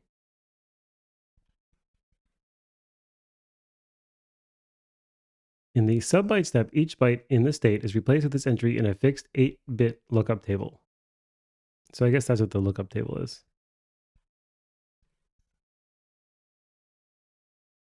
Something along those lines. All right, some lookup table. I don't see the S boxes here, but maybe, I don't know. Here's salsa ref.c. Maybe this is the reference implementation. Crypto core salsa. We're going to take it. We have an out parameter as the first thing. It's going to give you an unsigned car. And then a bunch of const stuff in K, C. I don't know what KC is, and then some number of rounds. And we have a bunch of variables, x0 to x15, j0 to j15, and some int I, probably a counter. We'll set j0 to be the same as x0 to this constant. And similarly for j5, j10, etc. And if C is non-null,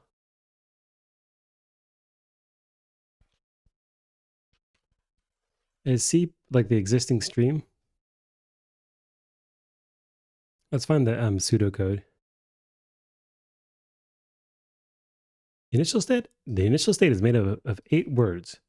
2 words of stream position, 2 words of nonce, essentially additional stream position bits, and 4 fixed words. So I think this is kind of what we just saw. Is that right? So the key, 8 words of key. The key is blue, the nonce is green, and the stream position is red. So do. The constant words spell expand 32 byte K in ASCII. This is an example of nothing up my sleeve number. Okay, so the numbers are not pre-cooked up by the spooks to add a backdoor.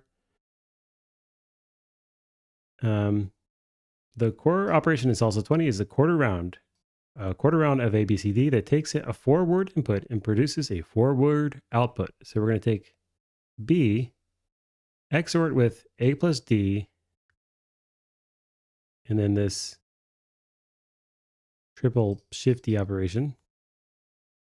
I guess this is like a streaming operation? Well, I don't know. I don't think that's a C++ thing, is it?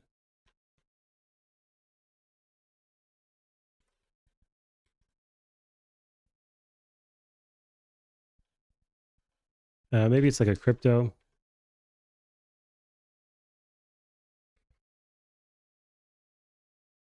Let's ask the AIs.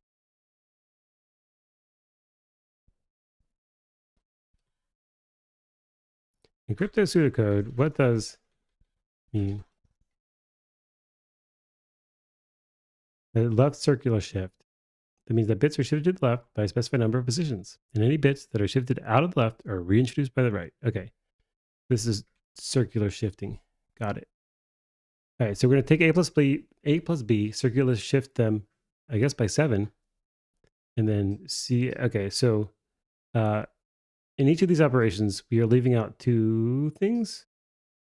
Here, we're leaving out C and D, and we're assigning it to B. We're XORing it and shifting it and assigning it to B, and so on and so forth. This is kind of a combinatoric flavor. Odd number of rounds apply QR, ABCD, to each of the 4 columns in the 4x4 matrix. And even numbered rounds apply it to each of the 4 rows. So we swap the columns and we swap the rows every other round together. These are called a double round. Great. All right, so now with that armed with that knowledge, let's consider this. So we are going to call load 32 LE on C plus 0, C plus 4, C plus 8, C plus 12, if C is non-null. Oh, wait, but what is C? That's what we originally were trying to figure out.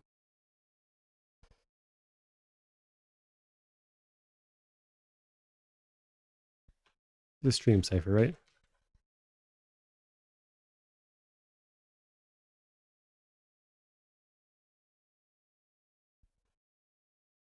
No, whatever C is.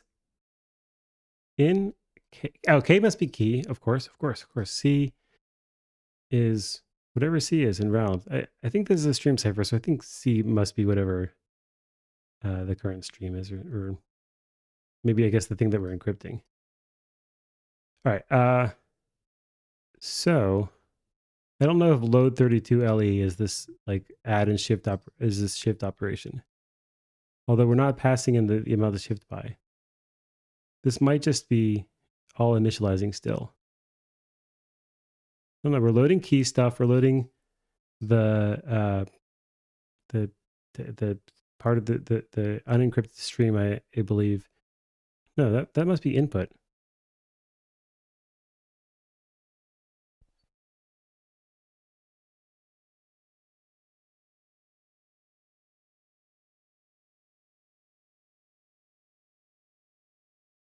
So out, in, where's the key?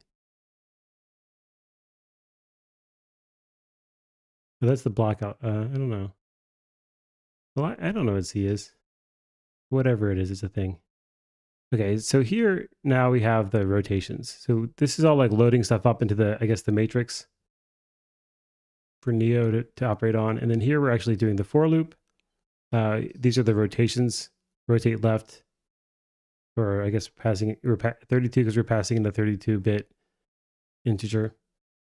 And so we should be alternating left and right, but these are all lefts.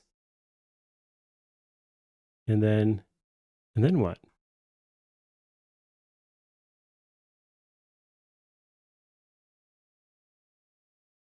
Do we get rot R anywhere? I don't know. But these are certainly rotations. And then we have this store 32 LE. And then when we call cryptic course also 20, that's when we call this function. We've got out, in, car K, car C again. And we return 0. Why? I don't know. And we have this thing, output bytes, input bytes, key bytes, const bytes. Oh, I guess const is like a constant, maybe like a nonce. And that's really about it. Why are we only doing rotate left and not right? That I am curious about. See if we can find a router. We have router 64, router 32.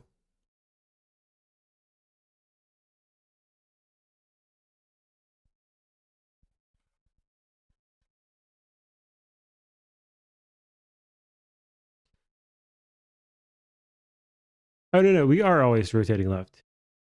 I was thinking of this thing. What is this? Column round versus row round. Okay, yeah. So we are, I was just confused, as I often am. It's always this left rotation. So that holds up. That's fine. So that's the salsa, like reference implementation. H salsa 20. I don't know what H salsa 20 is. Oh, what makes it H? I don't know, but there's a ref2. Ref2.c. So this is some like kind of modified version somehow. We've got unsigned 32s now, and we're loading some stuff. We're calling rodl32 as before. I'm not sure. Maybe we can find it. I don't know if it's got like a hashiness to it.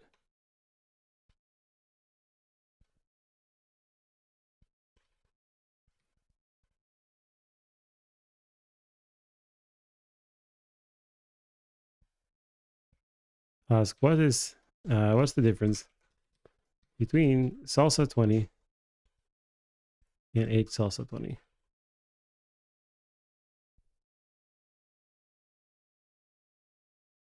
Salsa 20 is a stream cipher that generates pseudorandom stream of bits. H salsa 20, on the other hand, is a variant of salsa 20 designed for key derivation. Okay. At least if you believe ChatGPT is for key derivation. I guess we just H salsa 20 uses a longer nonce. H salsa 20 produces a 256-bit subkey from the given key and nonce. And salsa 20 produces a key stream for encryption/decryption. Cool. All right. So that's salsa 20. What else do we have here? H cha-cha. I'm going to guess that this is the H version of cha-cha. And we have more standard operations. We have these the loading. Here we see the quarter rounds. This is kind of a nicer presentation. And the stores again. And if you want to be meticulous, you can verify that all of these, the combinatorics are where they should correctly be. The quarter round has this RODL. So when you call quarter round, we're going to add A to B. A equals B. D is equal to RODL 32 of D XORed with A 16, and so on and so forth, while 0. Why while 0? Oh, this is because there's some define trick. I forget. Okay. Here's ED 25519. And H2C, I'm not sure what that is. Ristretto. I'm guessing 25519 is the place to be. H2C. So H2C string to hash SHA-256. And what is going on? We're giving it an H, which I guess is the output hash, because the first parameter being the output, the out parameter is the convention so far of this repo. And we, I guess, pass in the hash length. We have some context. I guess that's the message hash so far, the message to hash and the message length. And we start with some state. We create an empty block of hash block bytes long of zeros. And then we have U0 and UX are just kind of being initialized as empty things. I don't know what this T3 is. Some context length thing and some sizes. And we're going to call crypto hash SHA-256 init. And then we're going to call update. So if the context length is big enough, I guess. And something about H2C oversized DST. So I guess this is for handling oversized stuff. And then we're going to call SHA-256 update on passing in ST, which was what? Where did we get ST?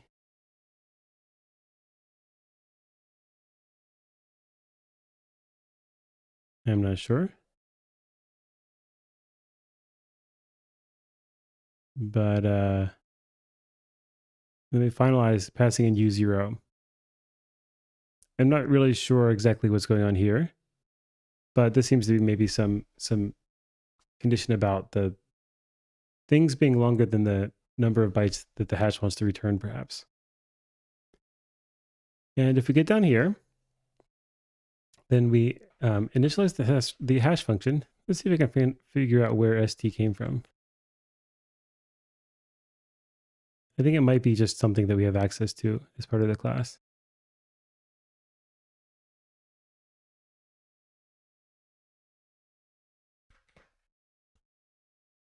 Oh, No, it's the hash state. Okay, it just starts out as like empty, and then we initialize it, etc.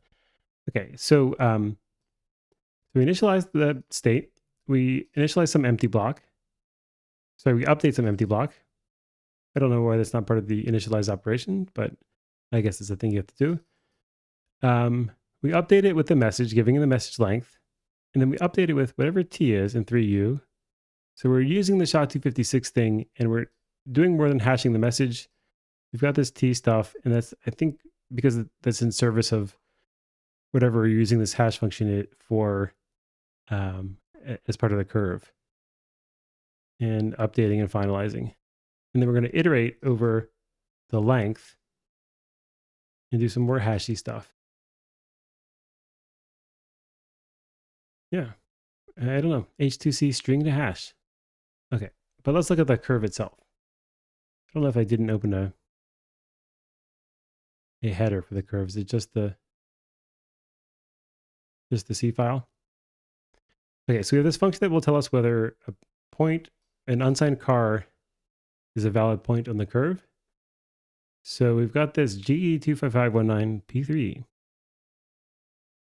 Maybe this is a 3-dimensional point. We're including crypto core.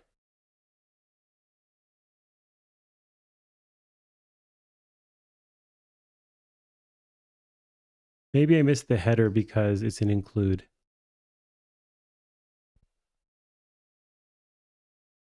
I would kind of like to know what kind of object this is.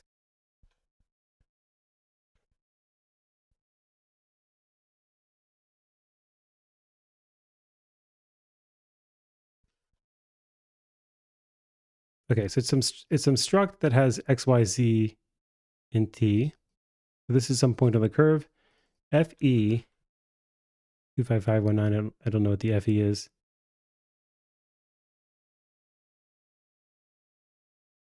The uint 64. Or maybe 5 of them. Okay, so GE. I don't know what GE stands for. Oh, here we go. Representations. This is what I want. GE means group element. Okay. That's extremely useful. That's a little bit, I would never have guessed that, I don't think. So here the group is the set of pairs xy of field elements, satisfying negative x squared plus y squared equals 1 plus d x squared y squared, where d is equal to negative 121,665 over 121,666. And then we have a couple of different representations. So GE25519P2 is the projective representation. It has 3 coordinates, satisfying the constraint that x, that little x equals big X over z, and little y equals big Y over z. So why do that? Well, that way, if you set z to be 1, then you're in a like a patch of the curve where little x and little y are your coordinates. But you might have like a point at infinity or something. And so you might have a place where z is not equal to 1. And you have to have this projective representation. We have the extended representation. I don't know what that's about, but we have now 4 coordinates satisfying x is equal to x over z, y is equal to y over z, and xy is equal to zt. So these two are the same. And now there's this multiplicative constraint that's kind of governed by t. I'm not sure when you would use that, but I'm sure it has a use. Then we have it completed. I don't know what it means by completed, but we have x, z, y, t satisfying x is x over z, y is y over z, y over t. This might be some sort of like compaction or like topological completion. And then we have do if pre-comp, and the coordinates are x plus z, y minus z, and 2 dxy. Let's see if we can find do if and elliptic curve completion.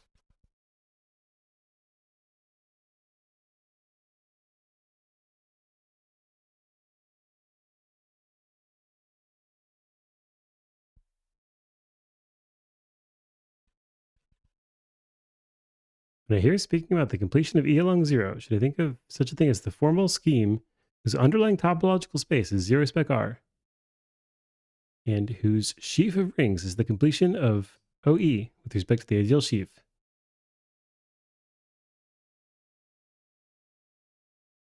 The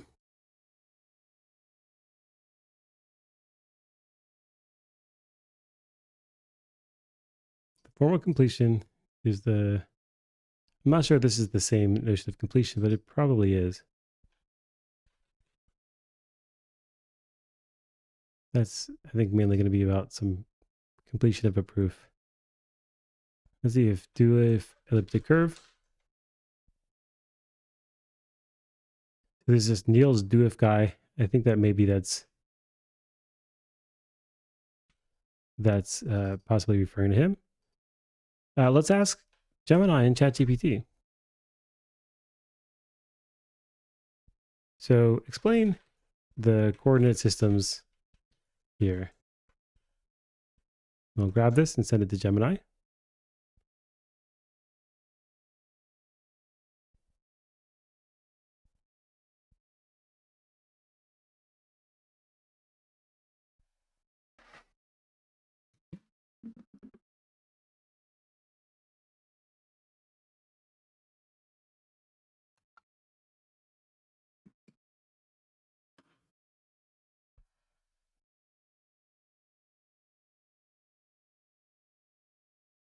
So it says directly using affine coordinates in computations can be inefficient due to the need for field inversions.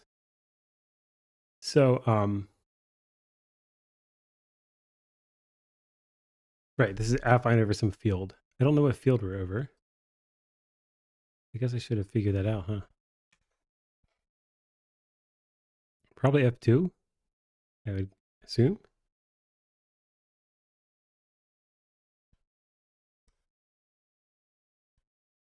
I mean, what other field do computers work with?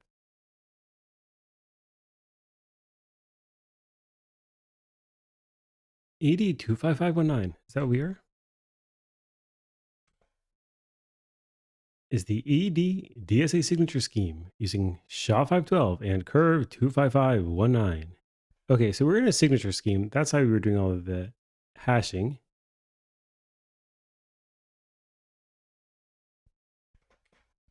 Is ED always a signature scheme? Is this something I've forgotten?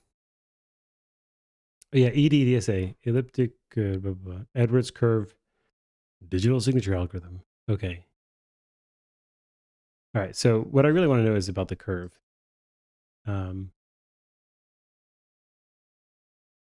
curve used is this curve, a Montgomery curve over the prime field defined by the prime number 2 to the 255 minus 19. Hence the numeric 255, 19 in its name. Okay, so the prime number is the field is the field modulo of this prime number, which of course makes so much more sense than the field F2. I think I was thinking of an extension, but that's not how things work. Okay, so this is some number. What makes it a Montgomery curve? I'm not sure. Different from the usual Weierstrass form.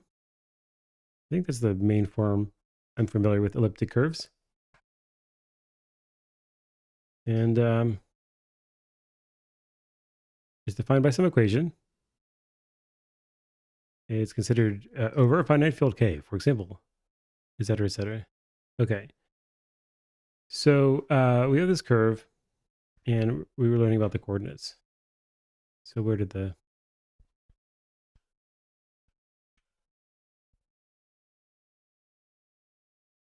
Here the group is the set of pairs, x, y. Oh, okay. We already read that.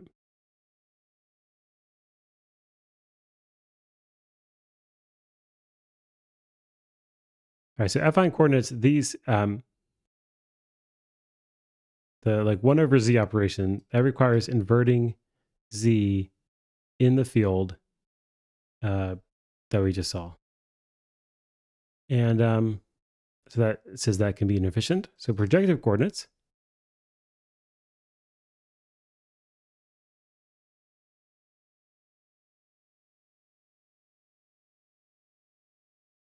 Oh wait, no.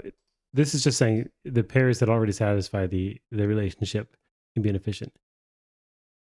So for projective coordinates, the affine coordinates can be recovered from projective coordinates by this division operation. This is useful because it avoids the need for inversion operations in many algorithms. I guess you only really need to invert to recover the original affine coordinates. So we don't need to divide by z as often, I suppose.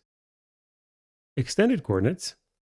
The affine coordinates can be recovered by these things with the additional constraint xy equals et. Extended coordinates are advantageous for certain operations, including point addition and doubling. And then completed coordinates. This is just the equations we saw. This form is typically an intermediate step in algorithms, particularly in point addition and doubling, facilitating efficient transformations.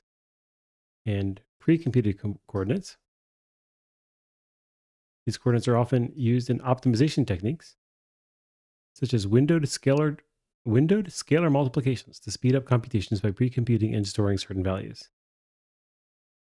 And so here's the advantages. Extended coordinates they basically simplify different operations.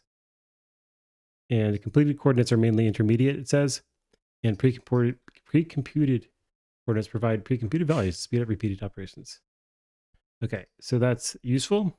What's Gemini say? It's saying it's more efficient. Okay, great. So we have these different coordinates. We can convert them to bytes. You can convert between the coordinates. This is just the header, so we don't see the implementation. You can do things like scalar multiply, clear a cofactor, whether the coordinate is canonical, etc., etc. The set of scalars is z, whatever this is. Oh, I guess this is like z mod L. It's supposed to be an L or a 1. L, where L is 2 to the 252 plus this big number. Okay, and so you can invert. This should just be taking modulo the prime. You can negate, reduce, multiply, etc. In fact, let's see if we can find this. Just verify for ourselves that inversion is just modular arithmetic.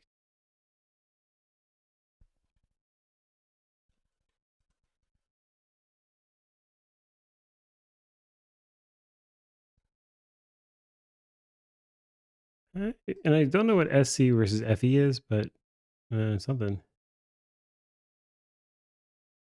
We've got this. Wow, this is pretty involved.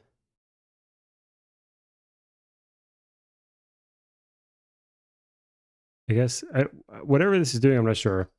We've got SQ, mol. Yeah, I'm not going to track this down.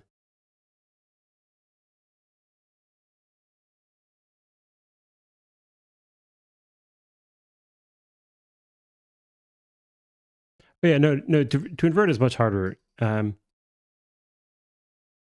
need to find you need to find the number that you multiply it by to get something that's 1 mod the big number, and that is you're gonna have to do something. I guess you're gonna have to like do like a GCD calculation, right? So how do you invert a number in a prime field?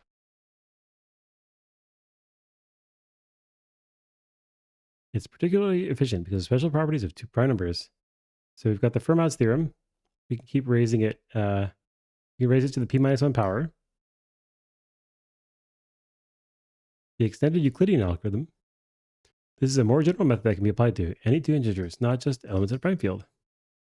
It involves a series of manipulations to rewrite the greatest common divisor of two numbers, a and p in this case, as one using a linear combination of a and p.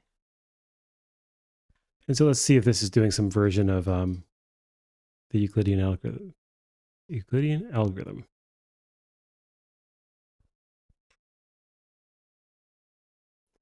I'll say, what is this code doing?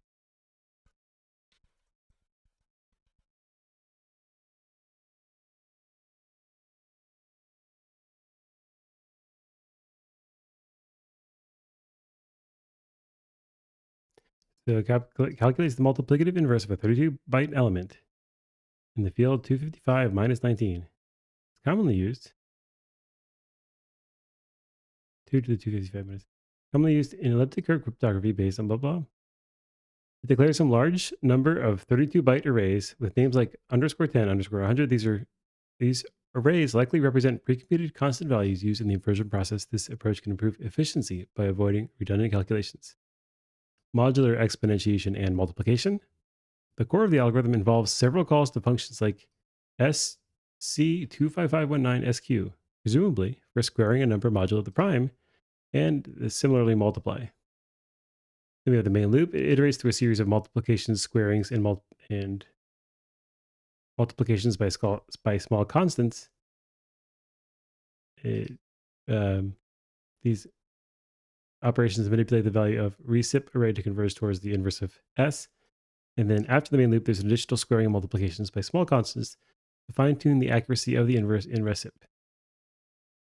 It implements a specific inversion algorithm, likely using a variation of the extended Euclidean algorithm, etc. Okay, so there's some significant, I guess, optimization. And I'll ask ChatGPT. Same thing.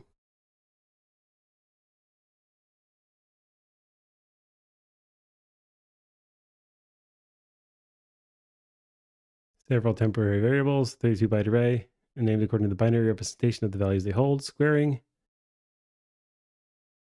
multiplication, etc., exponentiation, etc., etc.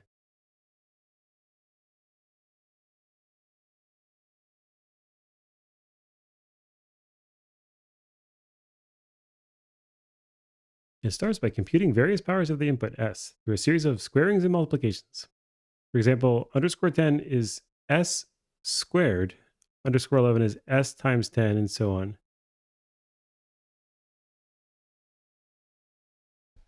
Then it has some intermediate calculations. But whatever it's doing, it's computing the inverse somehow. And then reducing. So if you give it a thing, it's going to output S mod L. So reduction is the thing that's just modular arithmetic. But it's not just like taking things mod, I guess, because it's not just using like the percent sign. And I'm guessing that's because, first of all, we are stuck with 32-bit arrays. And it's a large prime, and we don't want to overflow. And I guess that's mainly it. All right, so that's the curve implementation. This is the digital signature algorithm. What else can we see before we get to signatures?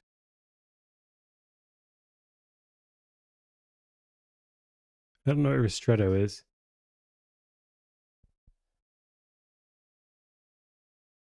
We have KDF, which has the Blake key derivation function, and what's the other one? HKDF. These are classic derivation functions. CryptoKX, this should be extension.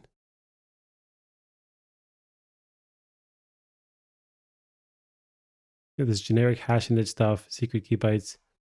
I'm not sure. Do we get a header? CryptoKX. CryptoKX.h.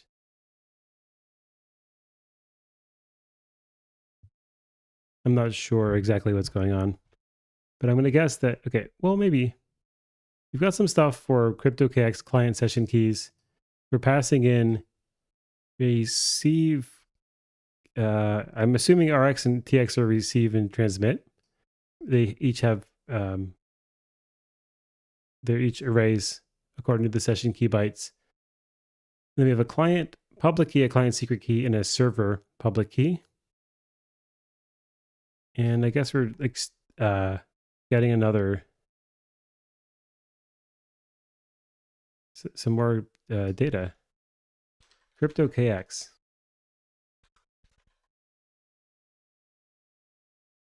Oh, key exchange. That would make much more sense.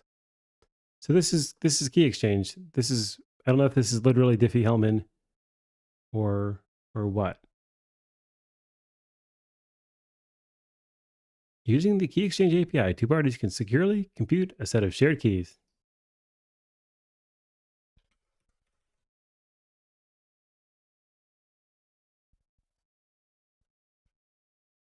See if DH appears anywhere.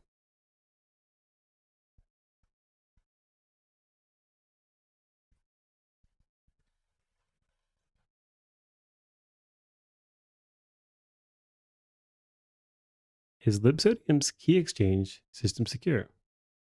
0. Got downvoted. The answer is yes. Is there a formal security definition?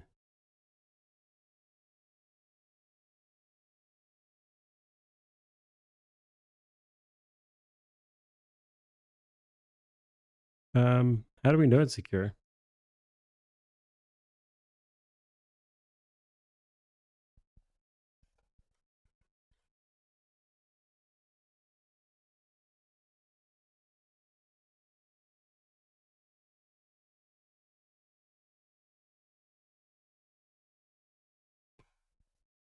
Do we get a... Yeah, I don't know. I don't know what... I don't know how to think about this. It doesn't seem to be... So what key exchange algorithm is used by libsodium?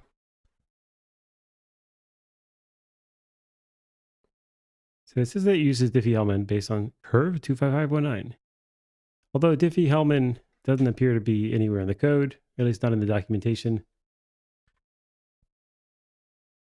And I don't know how to tell that it's like literally the same.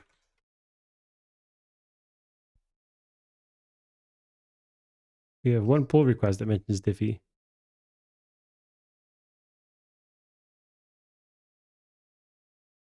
Scalar mult raw. The reason NACL provides this API is to intentionally make it easier to use for the purpose of computing public keys from private keys or performing Diffie-Hellman. The API now makes it quite difficult to do anything wrong and yet still get a correct answer.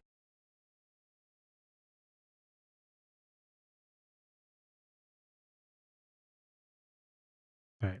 I'm not sure. I'm going to guess this is, I'm going to guess key exchange is mainly Diffie-Hellman. Maybe there's, maybe Diffie-Hellman technically is based on RSA or something.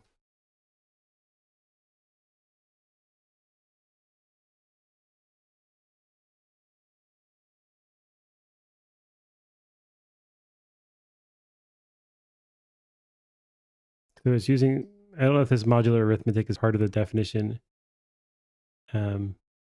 Generalization of finite cyclic groups. So it may be just a generalization. For example, elliptic curve Diffie-Hellman. ECDH. Yeah, I forgot about ECDH. Let's see if ECDH appears.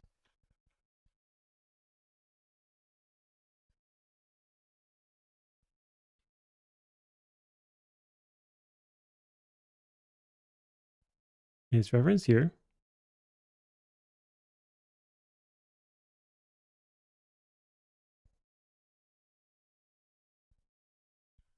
I'm not sure. I really don't know.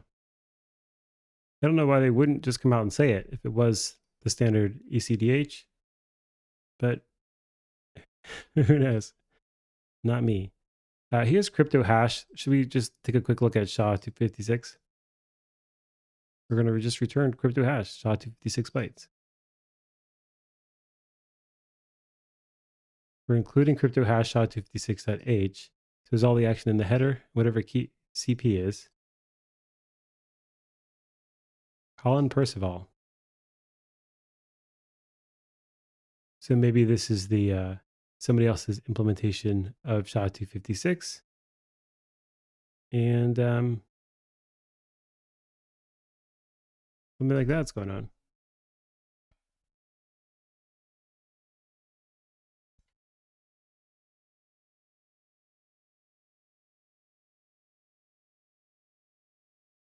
I'm not sure. I'm going to stop in just a few minutes. Let me see if there's anything else that I really want to see before. We could look at a quick KDF. Return context bytes. Int crypto KDF Blake 2 derived from key. So I think you get out the subkey and you pass in the subkey length, I assume, and you pass in the subkey ID and the context and the key. And you're going to derive another key. It's key derivation. So we've got this. We're going to create a thing for padded context and a salt. And we're going to use memcopy to copy the context into the padded and then set the remaining memory to, I guess, 0. And then whatever the store LE is, maybe LE is endianness, big versus little, maybe store 64 little endian salt subkey ID. I guess storing the subkey ID into the salt. And then we're taking everything that's not the subkey ID, setting it to 0. And then we do like a verification on the size. And then we call crypto generic hash Blake 2B salt personal. And just our hashing. The thing that we're hashing depends on the context, the salt, and the key bytes. And then as we change the context and I guess really the context and the subkey ID, we get more and more keys. And I think that I'm just about to leave it there. And Elsie, hey Elsie. I can't seem to watch the beginning of those. And I'm still catching up on an Evergroom. Hey, thanks, man. I really appreciate it. Having a backlog is kind of a drag because I feel like it takes a while to edit them all, and then I post them all, and it's kind of hard to follow along. But I really appreciate.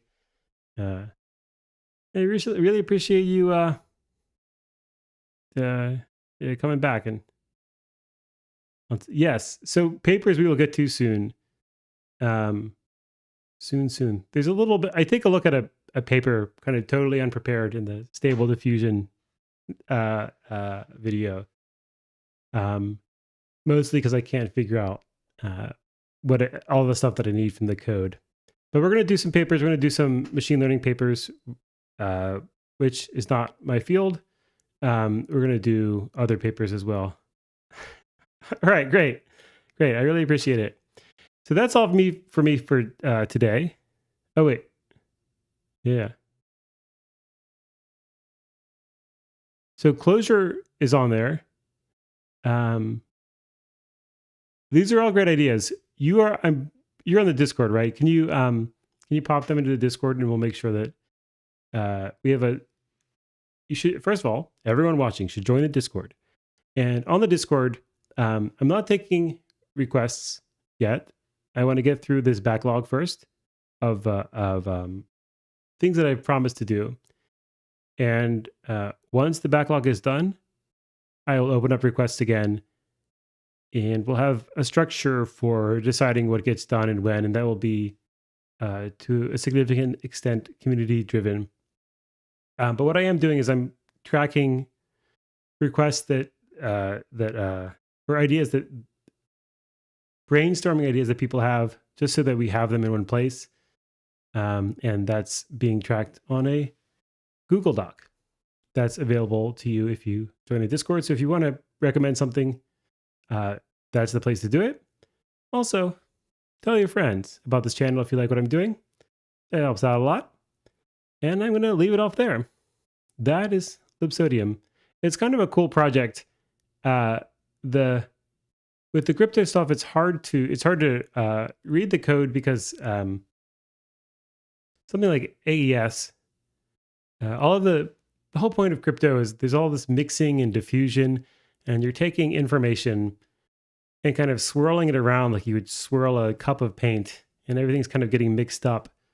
But what you can't do with the cup of paint and you can do with crypto is if you know exactly how you swirled it, then you can unswirl it. And all of the most obvious ways of swirling something up, those got worked out in like the 70s or so. And there's been an arms race for people who are really good at unswirling and people who are really good at swirling. And so over time, things have gotten pretty complicated. One of the things that I think Dan Bernstein, I think it's Bernstein, I always call him DJB, maybe it's Bernstein, I don't know, has done is that there's a real elegance and I think simplicity to a lot of his work.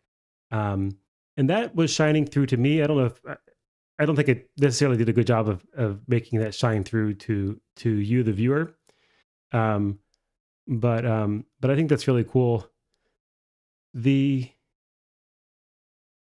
other thing that's hard about the crypto algorithms is you want them to be fast. So often they're written in plain C, and they're often doing things like working with raw pointers. So it can be really hard to figure out if you have a bug there. And also, like, straight C is not the most readable thing in the world because you have less typing information than you would have with a more structured approach, like like modern C++ or Rust or some other language where types are really a big part of the ecosystem and the lifestyle. So that's Libsodium. That's all for me. Thanks for watching.